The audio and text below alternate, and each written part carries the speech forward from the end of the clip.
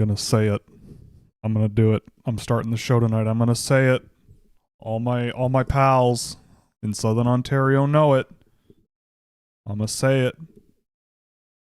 Even though it's gonna jinx it, I know it. I just know it, but I gotta say it. I think spring has sprung, ladies and gentlemen, and everything in between. Spring has sprung here in Southern Ontario. It is a beautiful day today. After yet another beautiful day yesterday. After another beautiful day the day before that. It is about it's 13 degrees right now, and the sun is out. The seasonal depression is gone. What a glorious past few days. It is March 9th, 2026. Welcome to Scouching Live. I am the host of the show, Mr. Will Scouch. What's going on? It's good to be here. You know, we're back on a regular schedule after another strange one on Friday, tracking the trade deadline. Thanks to everybody who joined me for that one. That was a lot of fun. We had a good time. Tried to make the most of it. Another trade deadline week, though, in the books, and another successful one for a lot of NHL teams. And obviously, now that the trade deadline has passed, the weather decided to turn for the better. Don't tell me to look at next Thursday's weather. I'm not going to do it. I'm living in the now. I'm living now. I'm going to enjoy what we've got. And if it does turn for the worse, it's my fault. I apologize, but I'm not going to deal with that until it happens, okay? We're living in bliss. It's ignorance for now, okay?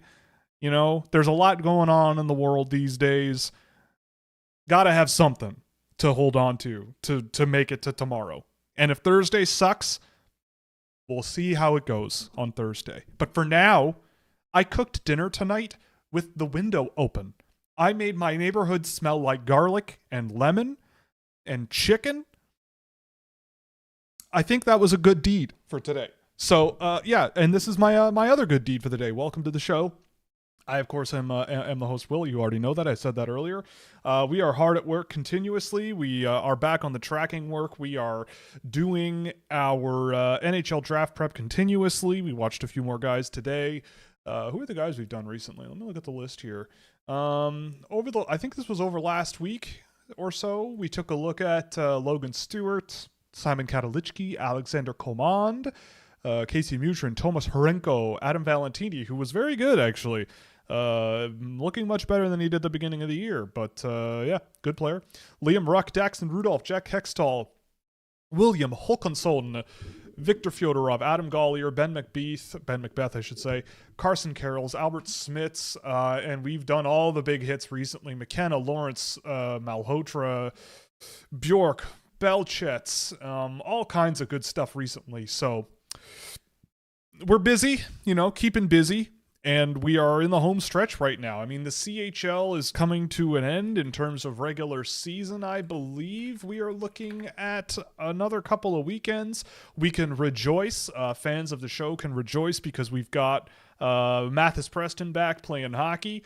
And we're going to be looking at him in office hours at some point this week. So that's going to be a lot of fun. I'm looking forward to that. Yeah, we only have about probably 2 weeks left in the WHL season, and I assume the OHL season will follow, and the QMJHL will follow very shortly after that. So exciting times. We're approaching the end of the year, at least of the regular season, and that only means one thing: under 18s are right around the corner, and that's a huge thing for us hockey fans, us draft geeks. And I love the trade deadline too in the NHL because once it passes, that's when the fans of the teams that are bad show up, right? It's when that kind of depression of like, oh my God, my team is bad. It's kind of sunk in, I guess, for a lot of people. And then this is their therapy. They come here and go, how does this player rescue my team? And my answer to that is almost always, he probably won't, but not a bad player, whatever, maybe, but probably not, the odds are not in their favor, but you never know. And then they go, oh, well, that's too bad. And then when they draft a guy, they come at me for years of being like, how good is he? Tell me he's good. And, but this is how it goes, and it's great to have everyone here. It's a great time of the year. I love to have all of you down the stretch. It's a good time, and yeah, let's get into this. I mean, again, we're down in the home stretch here. We're just continuing on with the tracking work. I will say, housekeeping before we get into it. There's we put out a video room today on Dean Latorno. I wanted to have a look at him, and that was a fun one. We also did one on who was last week? Adam Jiricek was last week. That was a fun one. We've also got Tyne and Lawrence game tape dropping tomorrow. Scouching.ca subscribers have access to that as well. And I am going to put out I did one video room this morning, and it'll be going up for subscribers tomorrow, and it'll probably be out Wednesday or Friday. I've got at least 2 more that I also want to do, and then the reports are after that. So we're looking at reports by probably 2 weeks today. So I guess I better get on that.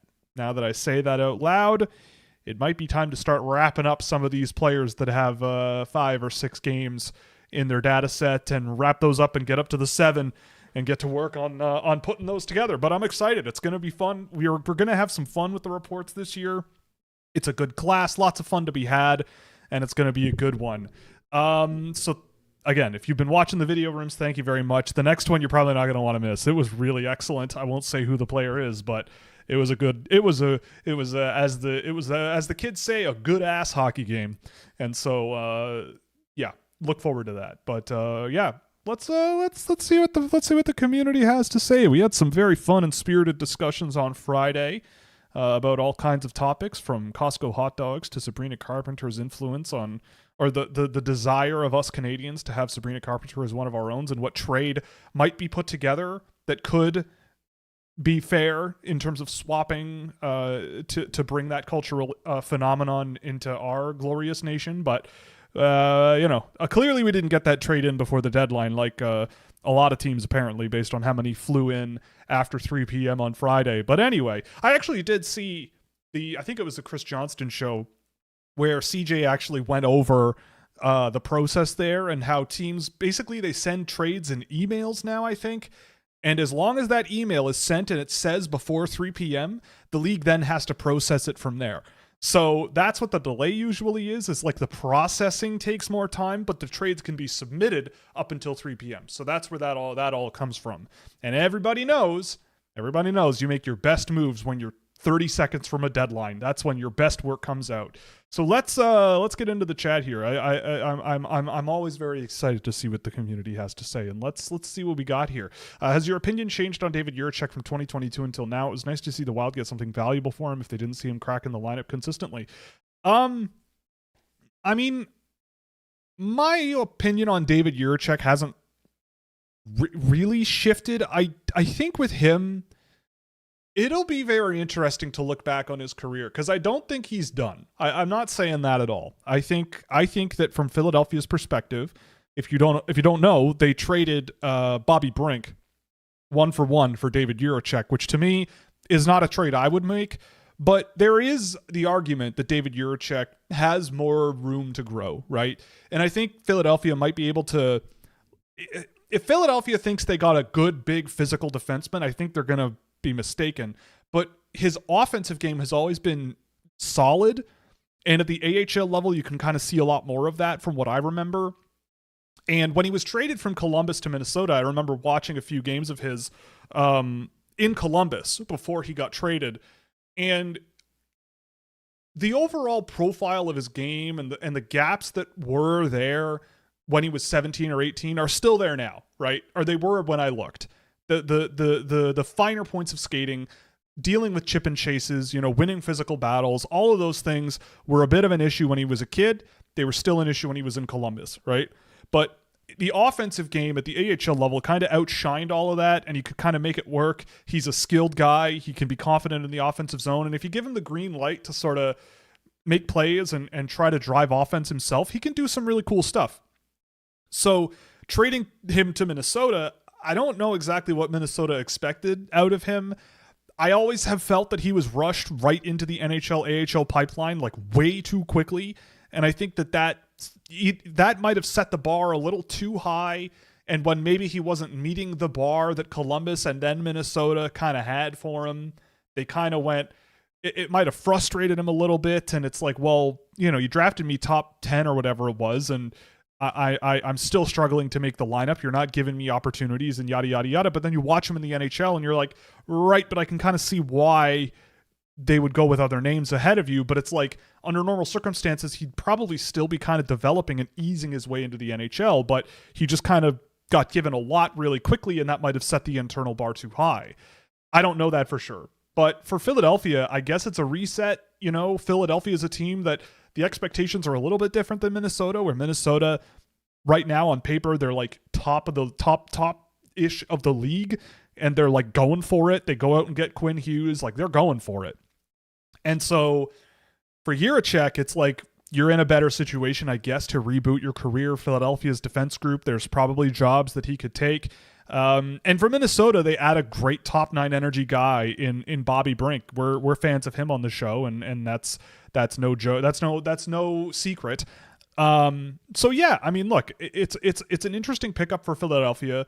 I think on paper today, they might have lost a good one in Brink, but like if it works out, it could be a good move for them. But in terms of Jiricek, you know, I had him ranked pretty high, but then when he started like getting shoved right into the sort of highest levels of hockey pretty much overnight, and seeing how the weaknesses in his game kind of went undernoted and then exposed, that was a little bit troubling to me. And it seems to still be kind of percolating in the same region, but he's not cooked, right? He's only 22 or whatever. So he'll be, you know,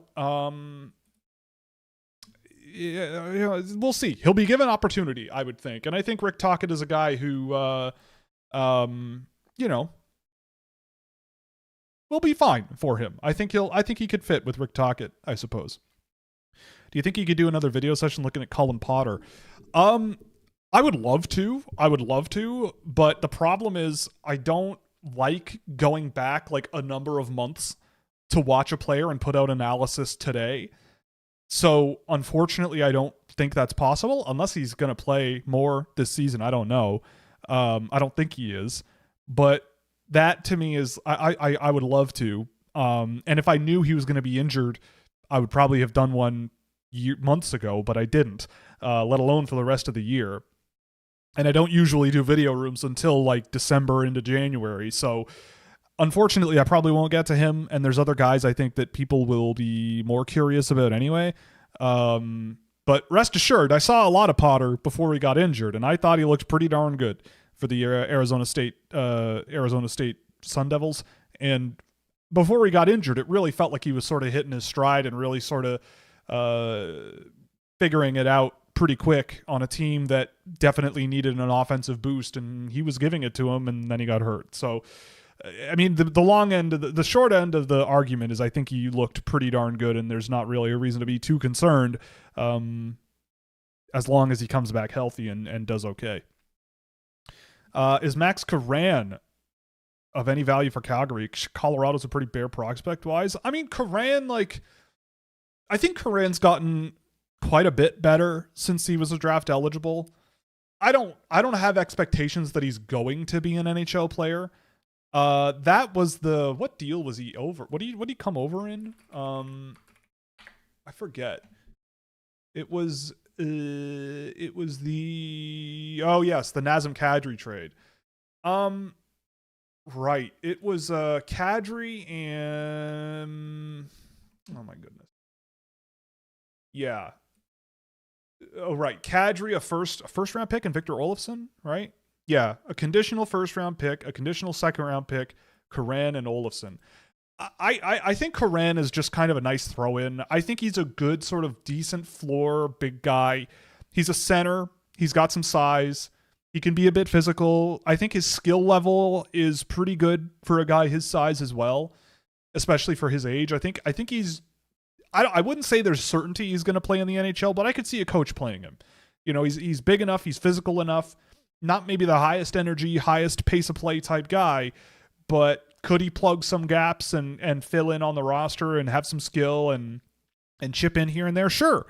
I could see it. Would he be my first choice? Probably not. I think if I'm Colorado, those picks are a little more attractive. You get some firepower in Victor Olofsson, and Curran is a nice throwaway with a decent floor. So for me, it makes sense. And even if I don't have the hugest of hopes for him, I think he's an interesting guy to pick up. But if you're Colorado, it's kind of like wait, no, right. We're coming at this from Colorado. Yeah, Colorado. Right. I misread your question. But for Calgary, for Curran, I think it is an interesting thing that he fits because they draft so much skill and so much smarts and flash that he kind of offsets that pretty well. And so if he ends up a fourth line forward for the Calgary Flames, there you go, right? Like he kind of augments a lot of what their cupboard has. For Colorado, I don't think they lost a whole lot outside of the picks, and if they're still really good, like those picks don't matter. And they got Nazem Kadri out of it, and Kadri can still cook. Kadri's still good. And in Colorado, they won a cup with him, right? So, and they gave him a standing ovation the other night. If anyone saw that in Colorado, they gave him a standing O. So if you ever were wondering what Colorado fans thought about that trade, now you know. But I think for Calgary, the allure is more the draft picks, and Olofsson is some nice firepower. And Colorado upgrades their forward group with Nazem freaking Kadri. F1 season again is upon us. Oh yeah, we watched the race yesterday. We're in a McLaren household, so we don't really talk about that too much. Yeah, Mercedes was ridiculous. I mean, yeah, if the Kings sneak into the playoffs and go on an unexpected run, we might be back in 2014. You're right. I mean, if there is any other F1 fans, I mean, that race was pretty good. I like the vibe of the year already. The first race was pretty good. I mean, obviously there's a lot of chatter about Mercedes and their shenanigans maybe with their car, and other cars maybe, or other teams might be a little bit miffed at Mercedes' tactics and deployment of their power units and stuff, and a little sketchy. But at the end of the day, if it ain't illegal and if it ain't being penalized, then you're good. And Mercedes seems to be doing just fine. But in terms of McLaren and Lando Norris defending his title, and Oscar Piastri, showing up for the race, we don't talk about it that much. We don't need to talk about it. Piastri, I believe, crashed in the warm-ups, I think, for the race or something like that, and unfortunately missed the entire thing. I also got to give credit Fernando Alonso doing a few laps. They retire the car, and he goes right back out there and drives more laps. I guess they wanted more data. They wanted more information on the car to turn it into something other than a shitbox. We'll see what happens. But yeah, an interesting first weekend. Parts were flying off the Cadillac car. Lando Norris obliterating a part from the Cadillac car, stopping the race. It was an entertaining weekend down in Australia. I can't wait for China whenever that is. Is it this weekend? Next weekend? Something like that? Anyway.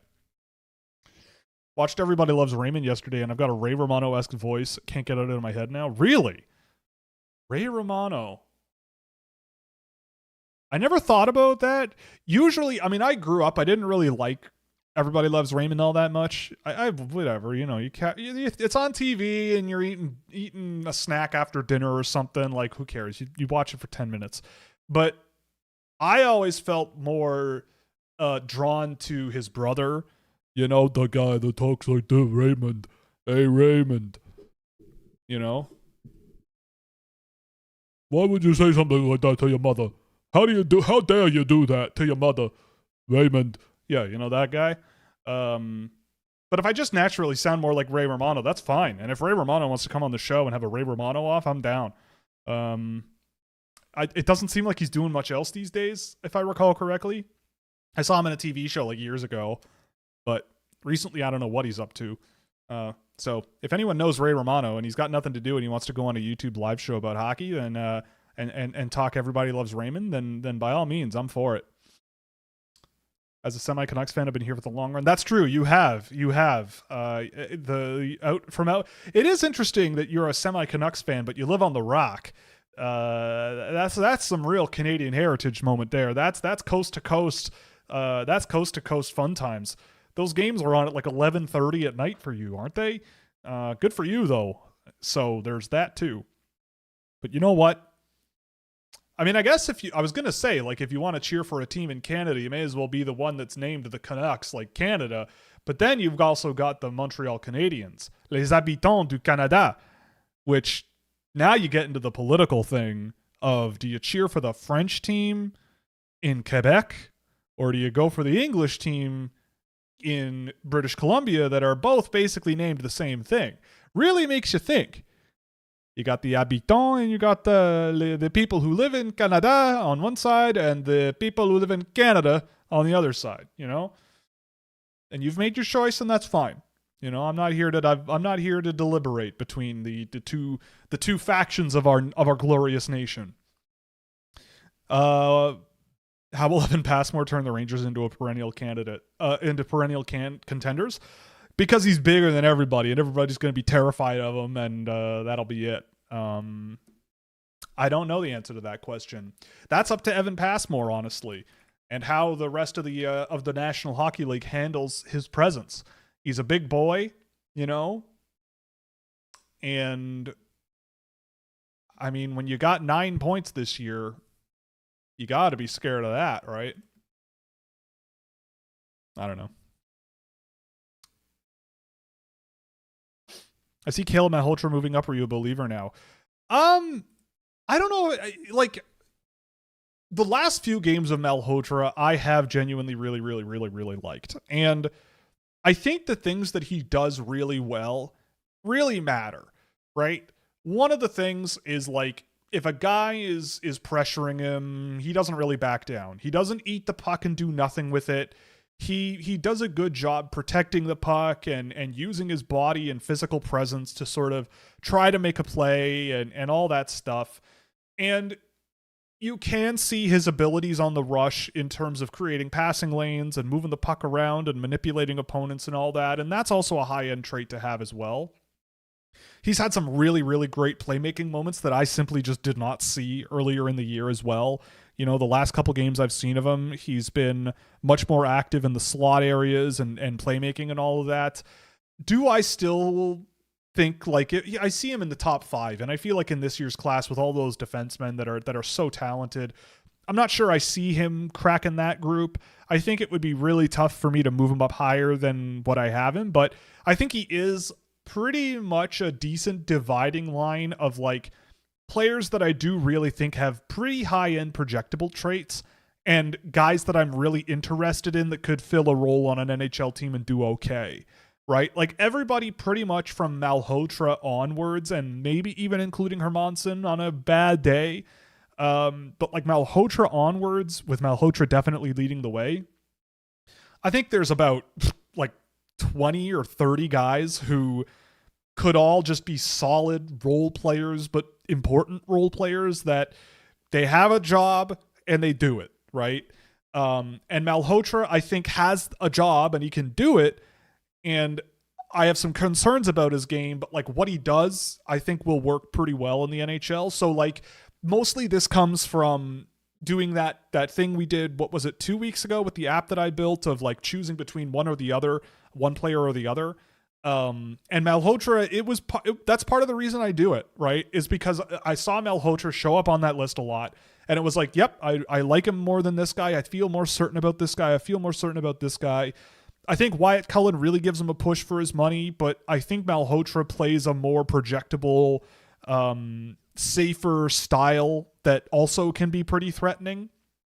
So am I a top 5 Malhotra believer? I don't think so. Like would I still, I see him ahead of Lawrence pretty much with everybody. And personally, I value Lawrence more, but especially for his off puck play. But at the end of the day, I see the appeal of a Malhotra a lot more than I did back in September, October, November, December.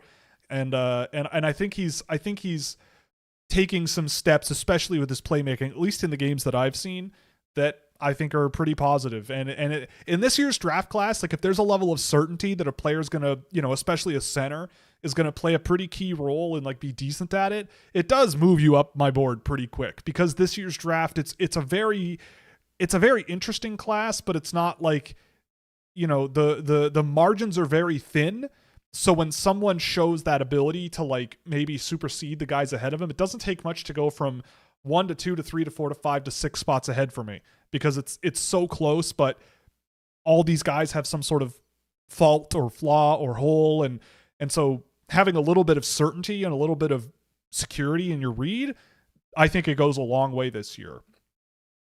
Do you notice if certain nations develop players with different tendencies or styles of play? Yeah, I think so. I think that's fair. I think that is a thing that happens. I think different countries have like a wheelhouse that they have in terms of how they like to bring up players, right? In Russia, there's a lot of skill training. There's a lot of chaos in their game. In Russia, there's usually a lot of skill, more individualized talent, I would say, which is kind of weird, which is why a guy like Gleb Pugachev kind of sticks out a little bit amongst a lot of the Russian players I've seen over the years, because while he is kind of skilled, he is really, really like physical and really energetic and really sort of punishing, which is unusual for a Russian player a lot of the time. And that's not to say like they're soft or they're lazy, like any of that crap you hear about Russian players, but it's just not their natural style of play to play that way. They play with a little more finesse and skill and stick first approach, which I think is kind of their brand. Like in Finland, you have a lot of guys who play this sort of like sponge-like game, like pressure absorbing, simple, sort of grindy play. Like you wonder how a team like Finland manages to have a World Junior team full of guys that win the second, third, fourth, fifth round to undrafted guys, and they always end up in a bronze medal game or something. And it's like you watch them play and they manage to shut other teams down really well. And they play that grinding style that kind of slows the game down in a really good way. And it's not perfect, but to them, it's like it doesn't matter. Like you can win a game 2-1 in a shootout, and you'll figure it out, right? Like they almost beat the Swedes and found their way into was it the gold medal game this year, or was that the quarterfinal? I don't remember. I think it was the semifinal where it went to a shootout in a game that, watching it, you're like, I think the Swedish team is better, but the Finns play a style that kind of crushes other teams and sort of smushes them together, and all that Finland needs is like one little pass to connect in the right area and they get a good scoring chance, and who knows, right? I think the US is a country that also has a real serious playing style. Canada definitely has one as well. There's a difference, I think, between the speed and the pace and the energy of a US program, whereas Canada, it's more energetic and high danger focused. Like they're very like play physical and do that dump and chase thing and get that pass out in front of the net, try to go cross crease, try to get those guaranteed tap ins, right? Like there's a lot of that, and they use their skill to try to do that. Like there's all these different subtleties, I think, over the years that I've noticed. And you mentioned the Czechs. Like the Czechs, yeah, they do play like bastards. That's a good way of putting it, right? Like the Czechs are always a heavy forechecking team, and they're a team that also I don't think you can underestimate their skill level, really. Like every so often they have this like burst of talent, where you go, whoa, this kid can actually play with the puck, or wow, this guy can really shoot the puck. Yuri Kulich and his scoring ability, right? You have the guy for next year, Tomek, Peter Tomek, I think his name is. He's really good, and he's just super, super skilled and really, really good really fun to watch. The Czechs always play just really heavy forechecking hockey, and I think it's a perfect counterbalance to what Canada does, and that's obvious because of how many times they've beaten Canada at the World Juniors over the last few years. I'd love to see a video on Bradley Nadeau, obviously more polished. Yeah, I mean, I would like to. Again, it's difficult because like he's already played in the NHL and like he's, like you said, like pretty advanced. And so it kind of like, I don't really understand the point other than to look at him and go, wow, look at how good he is. Like, which is, if you want, I don't know. But it's kind of beyond the scope of the series, I think, in terms of his age, especially considering he's not playing, like I did add a Jiricek, but like that's because I wanted to do a game of his and see what he can do at the OHL level in detail this year. And he's not in the NHL, right? Like Nadeau kind of has already been there. And so it's kind of beyond the scope for me. Have you seen much of Katolicki this year? It's hard for me to watch a game of his this year. Yeah. I did actually this morning. I tracked a game of Katalichki, and honestly, I am very curious about him. I think that Katalichki is a guy who is not there now. Like, if you draft Katalichki today and he goes to your rookie camp after the draft, fans who are there are going to go, maybe, why did we pick this guy, right? Off the puck, you probably will see it, right? Like, he's very, very physical. He's a pretty good skater for a guy his size as well in terms of generating speed and chasing guys down, closing gaps, just being a pretty decent forechecker and being that annoying physical presence as a winger. I just realized what sweater I'm wearing today. Shout out to the movie Pee Pee Poo Poo Man and the director, who was very kind to sell us the last sweater he had in the box at the theater when we went to see it. An excellent film, by the way, if you're into the bizarre films that indie filmmakers can make. But anyway, back to Katalichki. I do think, though, that he's a player that over the next few years could really take some big steps. Like, if someone stepped up and took him in the second round or something, like I have him there now, I'd be like, okay, fair enough. I get it. I could see an NHL player there one day. If you have a good development staff and you know what you've got with him and you don't think he's going to be Eric Lindros or something, then I think you might have an interesting depth guy or bottom six energy guy who can be a real pain in the butt for your opponent, right? And he's pretty young too. He's big. And honestly, my thing always with him, every time I see him, I go, yeah, like I would staple him to a skills coach. Like, it's not necessarily that he needs to improve his hockey sense or anything. If anything, he moves the puck pretty well for a big guy. He goes to the net. Like, he checks a lot of boxes. It's just that, like, finesse, settling pucks, controlling the puck, getting around traffic, getting through opponents, all of that stuff. I think he could do a little bit better than he does now. But I think he's a good player with some good upside. I like him a lot. And I've grown to really like him. I think that, yeah, like a few years of good development and he might come along really, really well. I mean, I don't know why I have this in front of me. I meant to pull up a list of trades, but I'm looking at the name like Mason Marchment in front of me, right? And like, that's, I think, a ish kind of player you could be looking at there, you know, a winger who might not play in your top six, but has a bit of skill to him and a bit of scoring ability, you know, a guy who can sort of control the puck decently well, but is a very physical and intense guy that you can just kind of let run free and do his thing. So I like him. I like him. He moved up my list quite a bit after the game today. And yeah, I think he checks a lot of boxes that I think NHL teams are going to be looking for. Like, it wouldn't surprise me if someone went and picked him in like the top 40. You know what I mean? And they just went for it because he's big and strong and physical and has a bit of skill, and you're betting on the development curve with him. I was hoping Stramel, a 27 first and a small piece would have been enough to get for the Wild to get Trocheck, but I guess not. Is that what they offered? I don't know. I didn't see. But I mean, I guess the Rangers wanted more for him. The Rangers didn't have to trade him, right? So they kind of had a bit of leverage there. And Minnesota, you know, you look at their lineup and yeah, they could use a center. And I think that's part of the reason you were getting a Trocheck.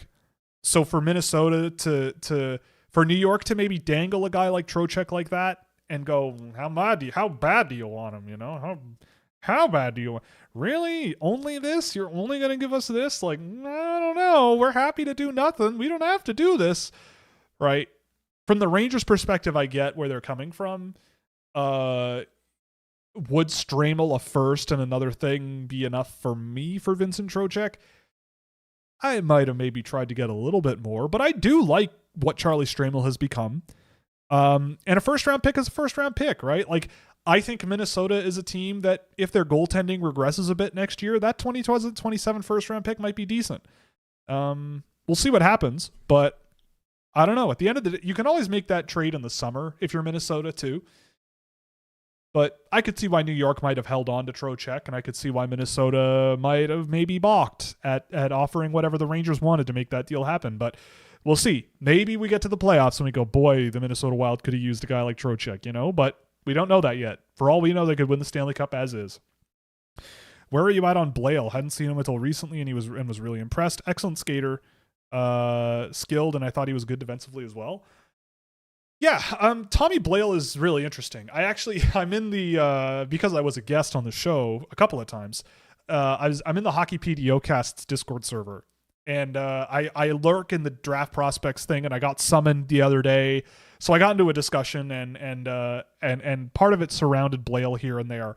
And I will say the last game I did of him, he was really good. Like he's worked his way up my list from a watch list. I think he was on my first ranking to middle of the second round for me. And I think with Blale, it's really tough. Like, he is a guy who is really exciting to watch. He's a very good offensive defenseman. If you want an offensive defenseman, if you want him, or if you want an offensive defenseman, there aren't that many this year that really are like that clearly projectable as an offensive defenseman and might be able to make it work. I have concerns about him because, like, I know you said that he's good defensively, but I think in my data, that in my experience, that hasn't been true. In his own end, at least, like in his defensive coverages and shutting down on the rush and all that stuff has been a bit of a mixed bag in my experience with Blale, and that always is troubling for me watching defensemen. If you have guys who are a bit of an issue, if you have a bit of an issue in your own end, but you're an offensive defenseman, and in Quebec, like the Moncton Wildcats are also an absolute wagon, and I mean that and the fact that he's scoring so much obviously counts for something. And I like him. Like, I think he's a guy that if he gets drafted in the first round, cool. You know, kudos to the team that does it. I could see it happening. I'm not there yet, but he's in a range in the draft where things are so close. Like, if you really, really, really, really believe in his skill level and his ability to sort of jump into the offensive zone and make plays and his willingness to sort of step up and shoot the puck himself, and you think you can get him in the offensive zone more effectively with his transition game and defensive zone game, in my experience with him, then yeah, go for it. I could see it working. He's just a guy, like, it's another one of those guys where it's like, he also, I feel like he's checks a lot of the boxes for what NHL teams should be a little spooked about for defensemen who score a bunch. But that said, like, he can be a very exciting player, and I have problems with him as a defenseman, but as an offensive defenseman that you can maybe build on and let develop and send him to college for a while, then you don't have to twist my arm too hard to start considering Tommy Blale relatively early in this draft relative to where I have him ranked, for sure. Yeah, this weekend for the F1 race was indeed another masterclass from Ferrari, and yeah, we can depend on Lance Stroll to do whatever it is he's doing. The race is this weekend. Okay, good. Hearing people talk about Braden Coots remind me a lot of how people talked about Bo Horvat in his junior days. Are there similarities between them? Kinda. I see where you're coming from. It's not outlandish. I think Coots has a lot of physical development to turn into a player like that. Like, I always thought of Bo Horvat as like a more like a solid physical guy who did have a bit of skill and all that. But I see a similar, like, at the end of the day, I feel like Coots is probably a good third line center on a good NHL team, you know? And I feel like you could say the same thing about Bo Horvat. Like, if Bo Horvat is your second line center, maybe it's good. He's a good option, but you might be like, yeah, but if we want to win the whole thing, maybe a third line center job for him is probably where you want him. That's my preference, but that's not to say he's not a good player. I love Bo Horvat. He's a great player to watch. And I feel like Coots, that's always been my read on him. Like, a really good third line center who plays well off the puck. The game I did of him this year for Video Room was really, really good. I thought he played really well. He was rock solid, really good physically, even better off the puck positionally. And I think he's got a nice pathway ahead of him. Whoop.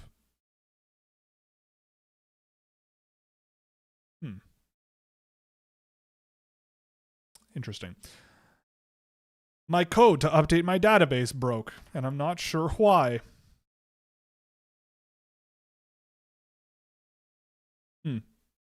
Oh, that's why.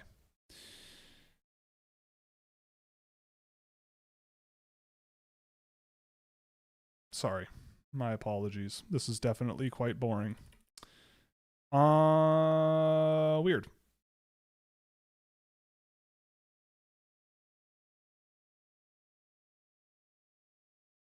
Okay.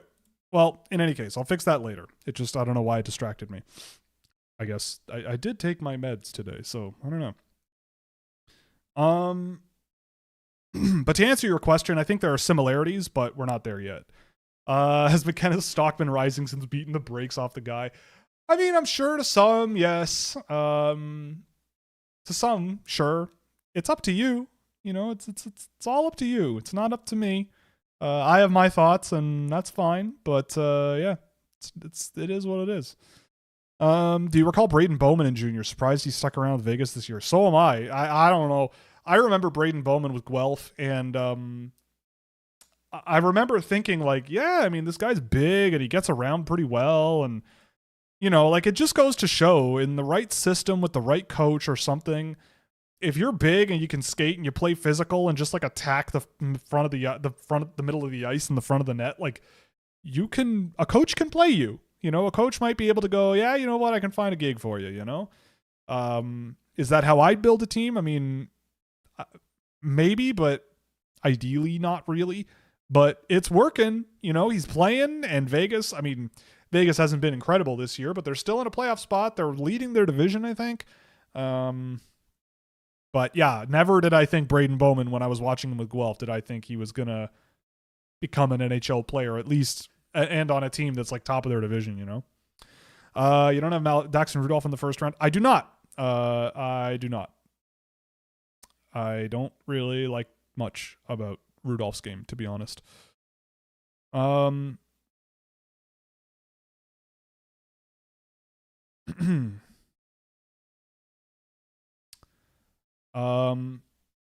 goalie prospect in this class do you think would have the best shot at stopping the Mongol conquest of Baghdad? Oof. That's a great question. It's an important question. That's more important. I mean, if you want to stop the Mongol invasion of Baghdad, you got to find a way to deal with a whole bunch of horses all at once. And I don't think I think that the way you do it is you get a very, very, very long rope that is very, very, very thin, and you stretch it from one side of Baghdad to the other and try to trip all the horses as they enter the city. You open the gates in the walls of the city, and you go, hey, come on right in. We don't want to go to work. We don't want to go to battle with you guys. We don't want to do that. You know? So you open the gates, you let them on in, but little do they know, you've strung a rope across the gates. So to me, that implies you want somebody fast, because you might have to string that rope up real quick. So who is going to be the goaltender that runs the fastest from one side of the gates to the other? And I don't really know the answer to that question. Yegor Rybkin has the longest reach. He's very big, so maybe him. William Lassell is quite an athlete as well, so maybe he could be one that could be trusted. I do like Rybkin. That was the first option that came to mind, and then when I was stalling, thinking about a plan on how to defeat Chinggis Khan and his army, it might be Rybkin. You know, he has a nice combination of reach and length and stride and athleticism that I think he'd be the one that I would trust. The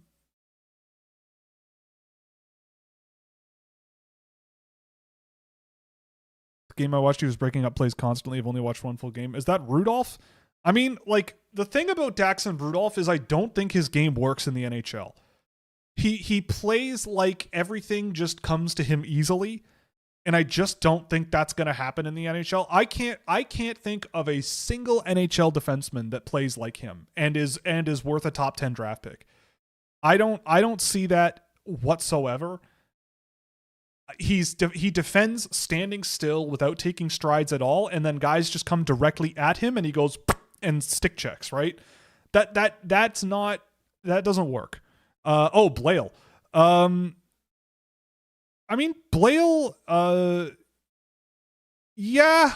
the stick checking is good, but again, like the thing about Blale is it's more about like tracking chip and chases and winning physical battles and all of those things, where with him, it's like a little bit more questionable.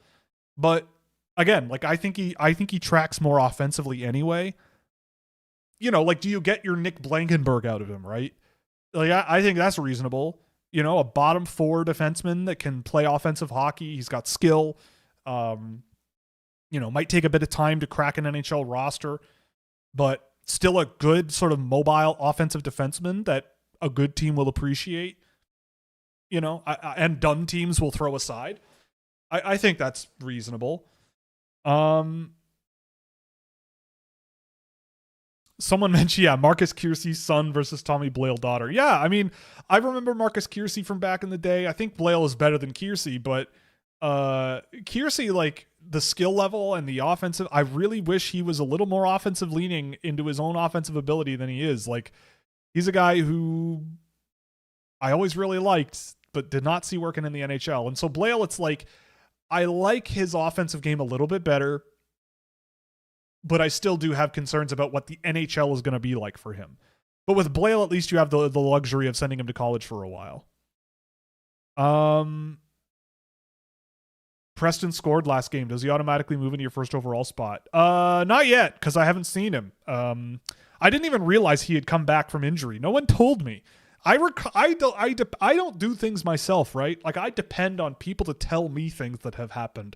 And so I found out by myself that Mathis Preston was back thanks to a Twitter, I guess, interview that the Giants did after a game against Kamloops the other day.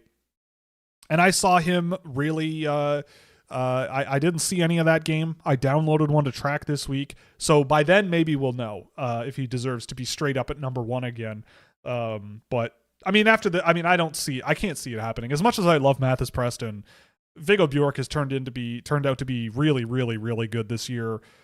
McKenna, I think, has gotten a lot better since the beginning of the year. Stenberg has also been just excellent this year. It's a tough draft class, man. It's a really, really tough draft class to make heads or tails of, but Preston's a good one, man. I hope for the next few weeks he puts the puck in the net a little more. It'd be great. Thoughts on McKenna versus Stenberg?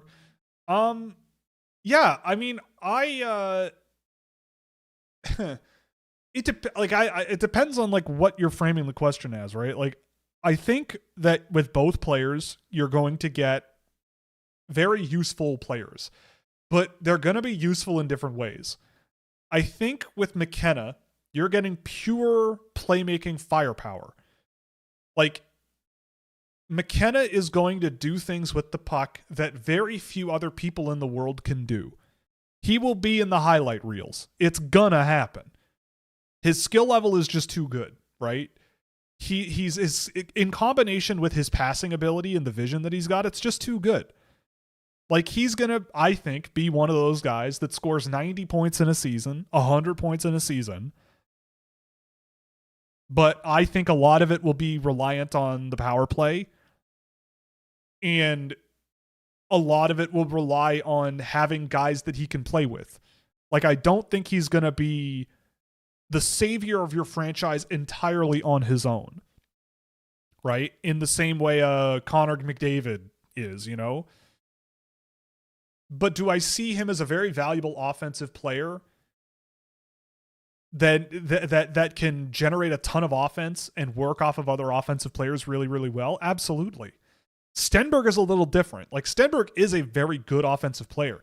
I think Stenberg is maybe not going to be just as productive, but I think he will be more productive at 5-on-5 because the way he uses his skill projects better to the NHL.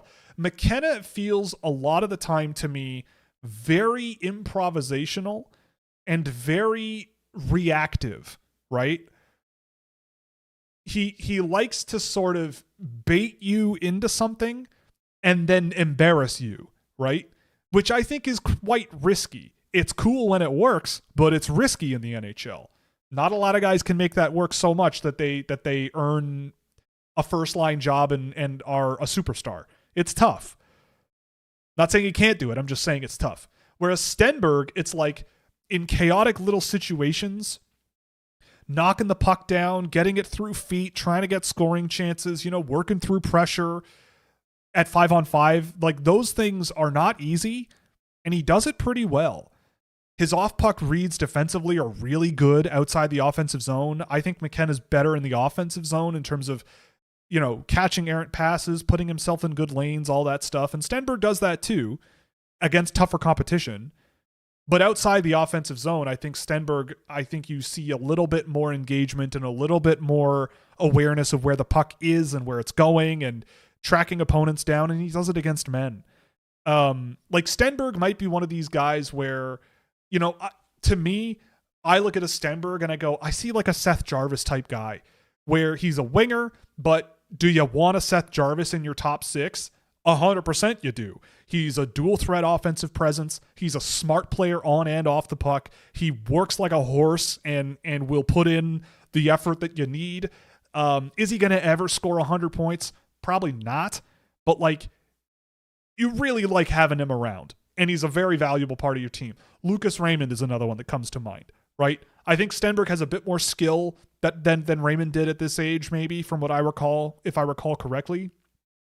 But Raymond looking at him with Detroit, it's like you want Lucas Raymond on your team. Would the Red Wings trade him for something right now? Probably not. I don't know why they would, right? You want to keep a guy like that because of his two-way impact. Even if he's not going to score 100 points, it's the overall impact on the game that he brings. And so for McKenna, I think there's going to be like a give and a take in his game. And at the end of the day, he'll score a lot. Whereas with Stenberg, I think you're going to get really solid results a lot of the time, even if he's not, scoring as much or setting up as much production as a guy like McKenna, right? I just think McKenna has skill that's just too special.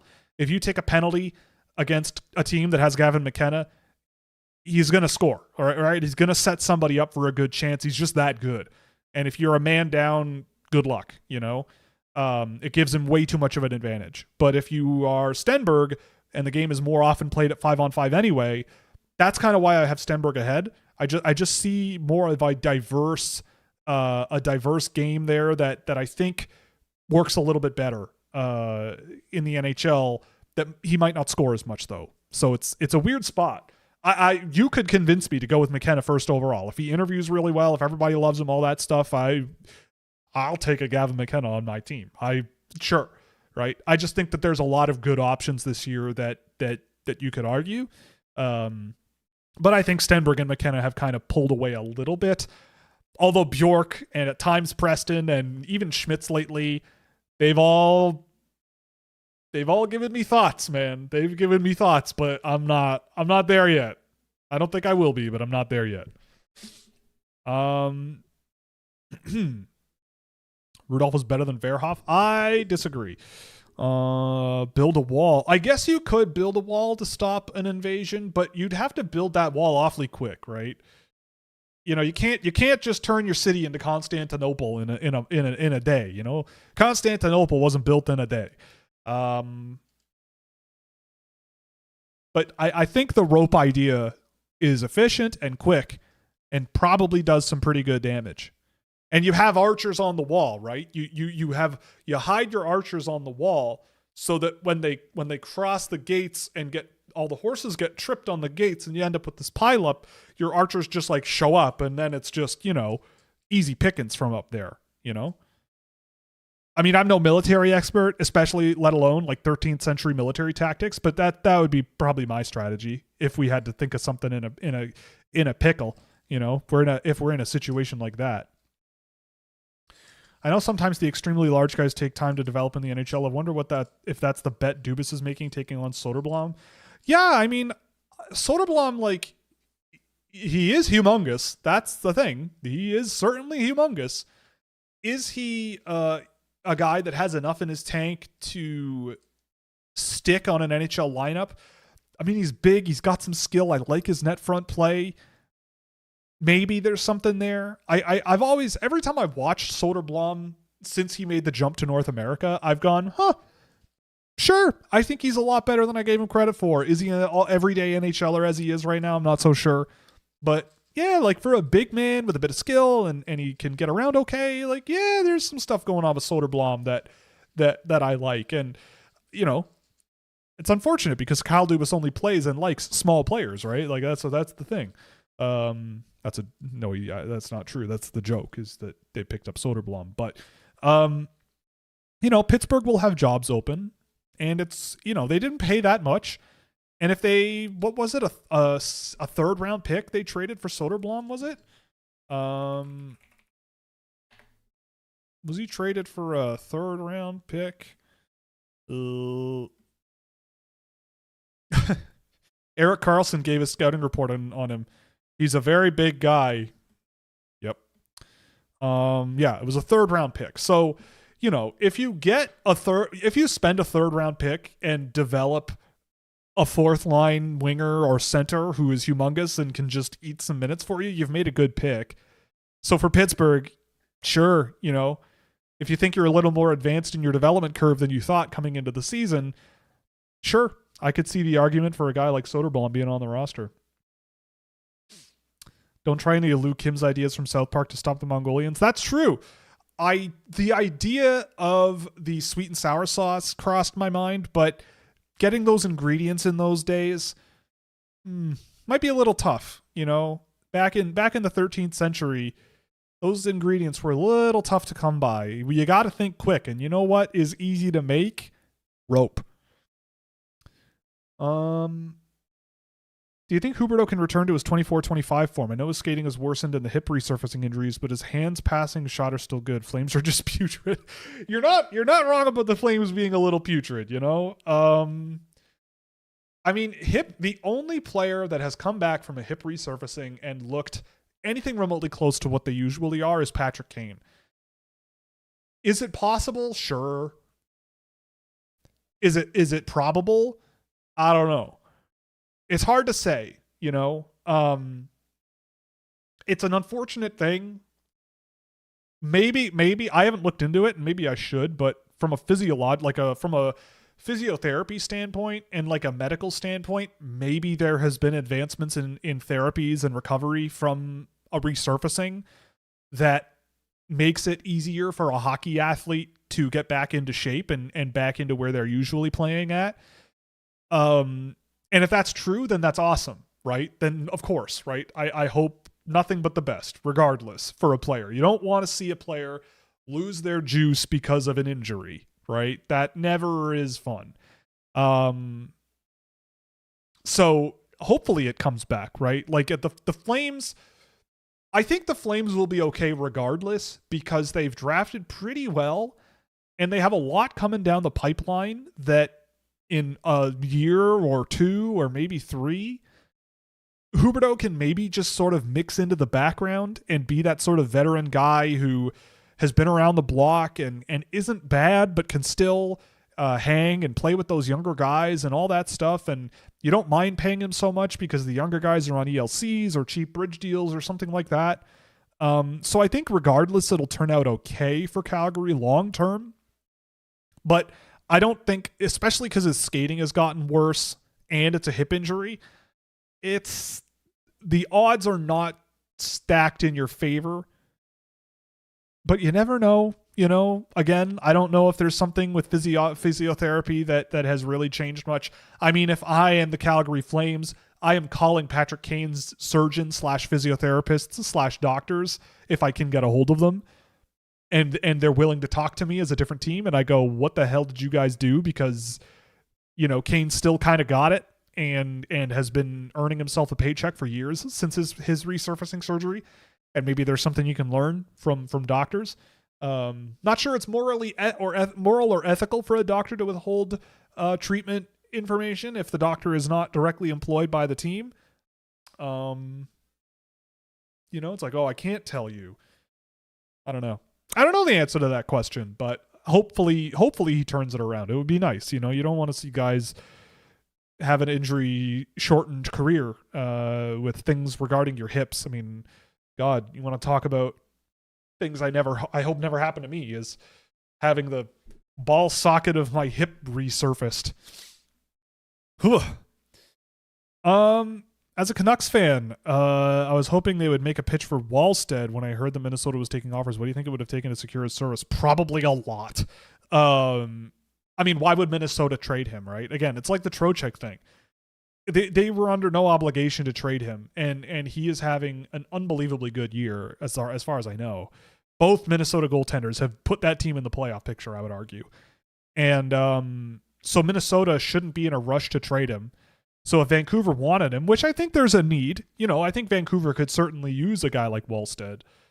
But what would it cost? I mean, if you're Minnesota, I'm trying to think of what Minnesota might want. Let's take a look at what Vancouver's team actually looks like here. Will this work? Yeah, let's do that. So let's see. Vancouver. Like, if you're Minnesota, again, Vancouver is not good. So Minnesota looks at their team and go, yeah, but you guys aren't very good. So what could we possibly, what could you possibly give us? And I mean, oh man, like, they just got Teddy Bluger, didn't they? No, is he in Pittsburgh? No, they drafted him. I mean, like, oof.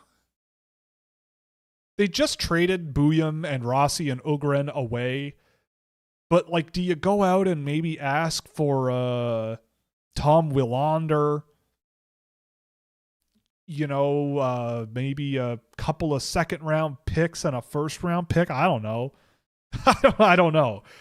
Maybe you swap out Willander for one of the first-round picks that they've got, but I don't think Vancouver wants to give up one of their first-round picks. But if you do get your goalie who is locked in as your goaltender forever, that's pretty valuable. I'd probably trade a pretty high first-round pick for the certainty of having a all-star caliber goaltender in net for however long you've got him. So maybe it would be worth thinking outside the box and taking a bit of risk. I don't know.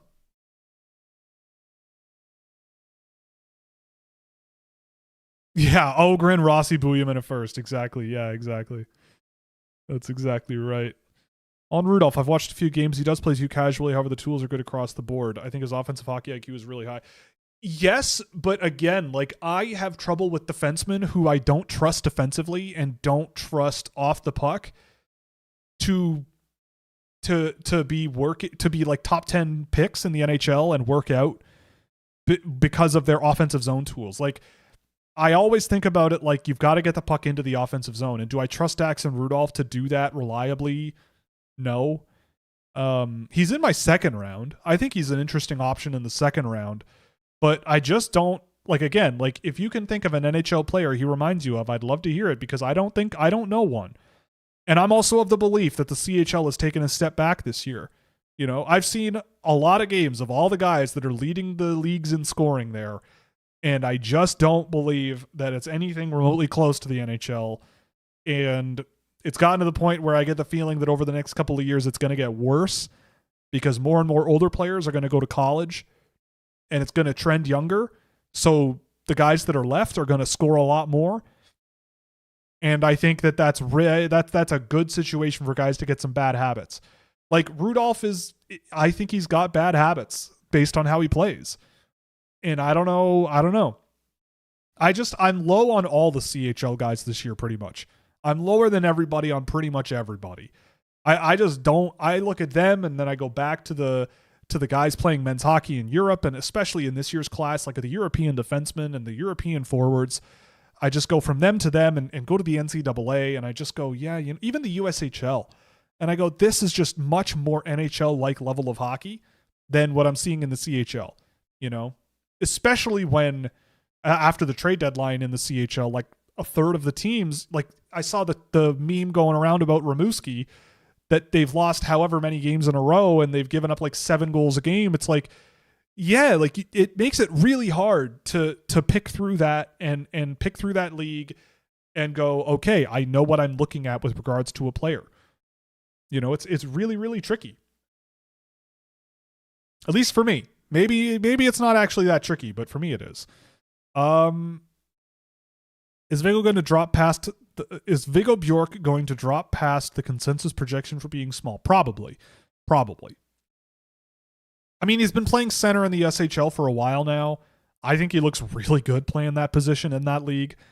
He needs some work and some development, but again, like I think with him, I've said this before, his brother grew. His parents apparently are pretty big. I get the feeling Viggo Bjork is not done growing.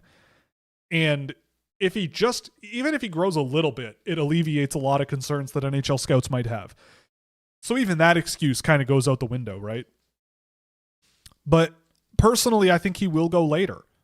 It happened to Eklund last year. I think with Bjork, people are going to devalue him a little bit. I think he's excellent. I think he's one of the smartest players that I've seen in a while. Underratedly physical. Really, really good guy who's able to just get scoring chances in the SHL as well, which you wouldn't expect for a guy his size. I like him a lot. I think he's a great player. And if I get the inkling that he's going to slip in the draft, like I look at my list and I go, the guys I have at 3, 4, and 6, I love. But I think they're going to go 10 picks later than where I have him ranked. Do I have the confidence to go, well, if the first 2 names are off the board, do I trade down? And the answer to that is probably yes. And I hope to get Bjork later, you know, because I think there are some really, really, really, really, really good options that you might be able to get multiple of if you play your cards right and you get lucky, you know. And Bjork is part of that. Zane Parekh could be a more offensively gifted version of Jared Spurgeon. Whoa. Obviously, Spurgeon's still solid before his injuries, though. This dude was a great two-way defenseman. Brodin deserves more credit. I agree. Jonas Brodin deserves his flowers, man. The Jonas Brodin fan club, I am a member. I'm not sure I was like member number 1. You know, I won't go that far. But I'm part of that club. I always like Jonas Brodin, and I've always really loved Jared Spurgeon. Spurgeon's a really good example of the type of defenseman that I value that maybe a lot of people don't. Really efficient, smart two-way guy who may not be the biggest guy in the world, but simply just gets the job done. I don't know if I see Parekh being Spurgeon. I've always felt Parekh as more of a Klingberg-type defenseman. But maybe, I don't know. Anything is possible, you know? Anything is possible. I've seen crazier things. And yeah, I think Brodin is an excellent version of a good defensive defenseman in the modern NHL game. And I see guys like Brodin out there, not all the time, but, you know, like he plays a style of defending where I look at it and I go, yep, I can take that home with me and, you know, carry that forward and look for players to play like him because it works and he's effective and he's just solid. Again, like the skating ability, the gap up ability, like you mentioned. Yeah, Adam Larson is another example of a guy who maybe he was drafted too early, you know, and maybe people got too carried away with his -1 season when he was 16 playing in the SHL. But he still turned out to be a pretty good defensive defenseman in the NHL and like repeatable results multiple years in a row in the defensive side of the game. That's valuable, you know? So there's that too. Yeah. Good defenseman, he's a good minutes muncher. And I always look for guys like that. It's always good to see them. I see a Nick Backstrom in McKenna. I don't know about Nick Backstrom. I kind of see where you're coming from, but I don't know if I agree totally. I am going to sneeze. Excuse me. Like, if anything, maybe Backstrom is more of like pre-Kucherov. Like, that's maybe more the vibe I get from watching Backstrom. And Kucherov saw that and went, yeah, I'm going to do that, but be more skilled, you know, and more of a dirty rat, you know. And it's worked out swimmingly for him, clearly. Backstrom and the Sedins played similarly. Backstrom was a better skater and faster than the Sedins, though. Yeah, I mean, Sedins had vision in passing. I agree, totally. Verhoff's heavy feet are a problem for me. I don't see high-end offensive potential. Great shot, decent passer, but skill and vision aren't high-end. I mean, I think his playmaking is really good. Again, you have to also keep in mind, like, he's playing a significantly higher level of opposition at 17 years old. Like, some of the guys he's playing are 23, 24, and like, they've been there for years. I do have concerns about Verhoff. That's why he's lower on my list than I think almost everybody else. But I do think that Verhoff is a guy where, if you think development-wise, I think he could grow significantly. Is he the 8th best player available today? I don't think so. Could he be a very good defenseman in the NHL one day that plays on your top 4 and generates good offense? I could see him running a power play. Sure. Absolutely. I think he's only scratching the surface of what he's capable of. I think that you have some areas that you might want to work on. I think that on the rush and in the offensive zone, his playmaking is really, really good.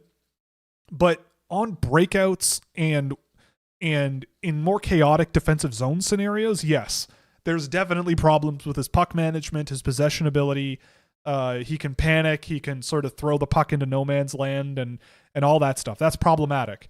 But if we're comparing him to Rudolph, I see Rudolph get away with unbelievably terrifying things all of the time.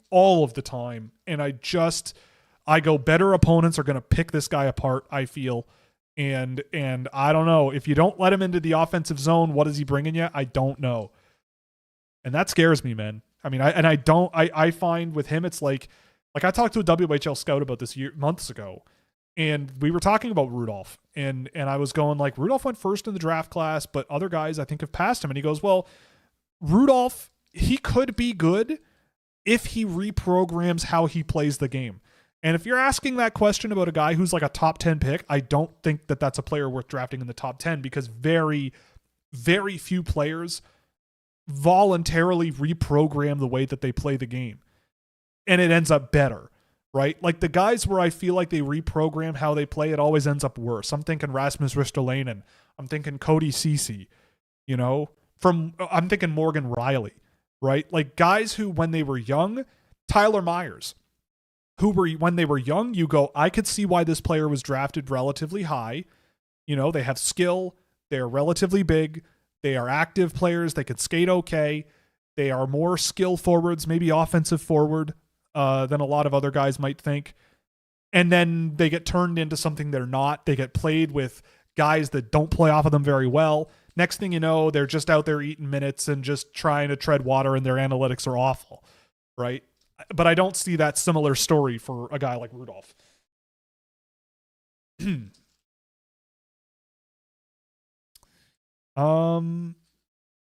Dahlin's last 34 games, he's got 37 points and is plus 17. Buffalo's last 34 games, 27, 5-2. Is Dahlin a Norris finalist? Honestly, man, I know our producer of the show loves to clown on the Buffalo Sabres, and I saw him in the chat. He's the admin. But I watched that game the other day, like not the whole 8-7 game against Tampa, but chunks of it. Again, like I've said it for years, the NHL is so much better when Buffalo has a good team. Like those fans are crazy, and those fans love that team, and all they want is a winner. They're so desperate for a winning team, and they're on a hot streak. And Dahlin, like it's all clicking. Everybody's clicking together. Finally, they've got more grind in their game.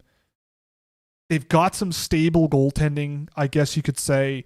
But Rasmus Dahlin, like last night watching him, I was sort of noticing him like once in a while because I was doing something else while watching that game. But whenever I was paying attention, I'm not perfect. I don't pay attention all the time. But it stuck out just how freaking good he was in almost every area of the ice. I think you'd be hard-pressed to convince me to take him as a Norris winner over a Cale Makar or a Quinn Hughes for that matter. But a finalist, like those three being a finalist, that I would vote for. I would put at the end of the year when we do our Calder ballot video, that I'll put that down. I would be not against that at all. Dahlin is amazing, and he's been amazing for so long, and finally the team around him has clicked and they're working together. They got younger and faster and more aggressive, and it's working. Their goaltending is working, so to speak, and Dahlin has been a huge beneficiary from that. He was always really good, but I think now you really notice just how good he is when everyone around him can also chip in and be productive and positive as well. So yeah, totally could see it. I know he's not eligible till next year, but have you seen much of Landon Dupont? Keep hearing about him in Canuck spaces. Yes, I've seen quite a bit of Landon Dupont over the last 2 years, actually. I like him a lot. I actually, there was a conversation, I can't remember where it was going on, but I was in a conversation on the internet with somebody comparing him to like a Matthew Schaefer. And I think at the same age, Dupont is more advanced, but Schaefer's jump from his draft -1 to his draft year was unbelievable. And that was fighting mononucleosis, right? I was a doubter of Schaefer being the number one guy until I saw him in person and then watched a couple more games of him after that showcase series against the NTDP, where he was unbelievable. And then at the World Juniors, he was beyond that. He was incredible. And then he got injured. Dupont, I will be very curious to see how next year goes for him. I feel like between last year and this year, he looks relatively similar. He's a very good passer. He's a very aggressive offensive defenseman with a lot of skill.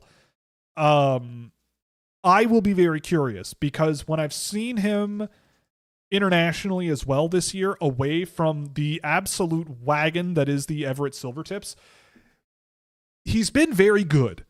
But I'm not gonna be 100%. I'm not 100% sold on the fact right now that he is the guy for next year.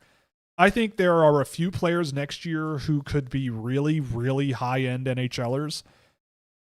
I've watched. I haven't seen a ton of Dupont with Everett this season, but I did go and watch some Yegor Pravalov. Oh my God, Nazar Pravalov, who's for next year. With Red Army. That guy, if you want to look for the next Eric Lindros, he might be it, man. He is unbelievable. Dupont's really good. I think it might be one of those years where it's a multi-horse race. There are going to be multiple arguments you could make for different players.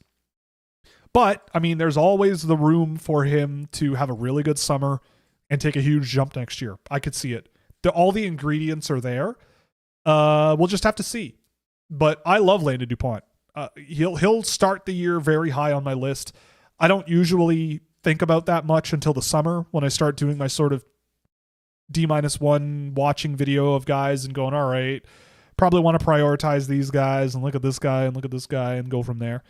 So I'm looking forward to it, though. Next year's looking pretty fun. But those are famous last words from any draft analyst for sure.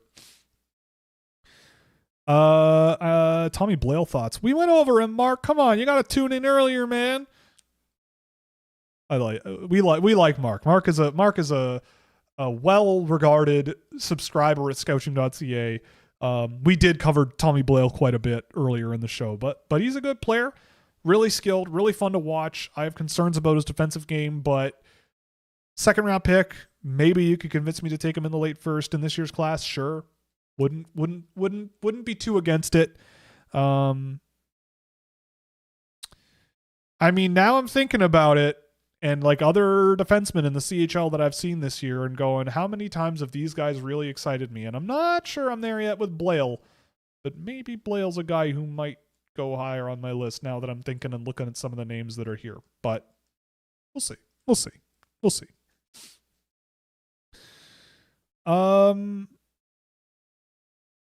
Yeah, the next Bobby Orr, Carter Yakimchuk, 29 points.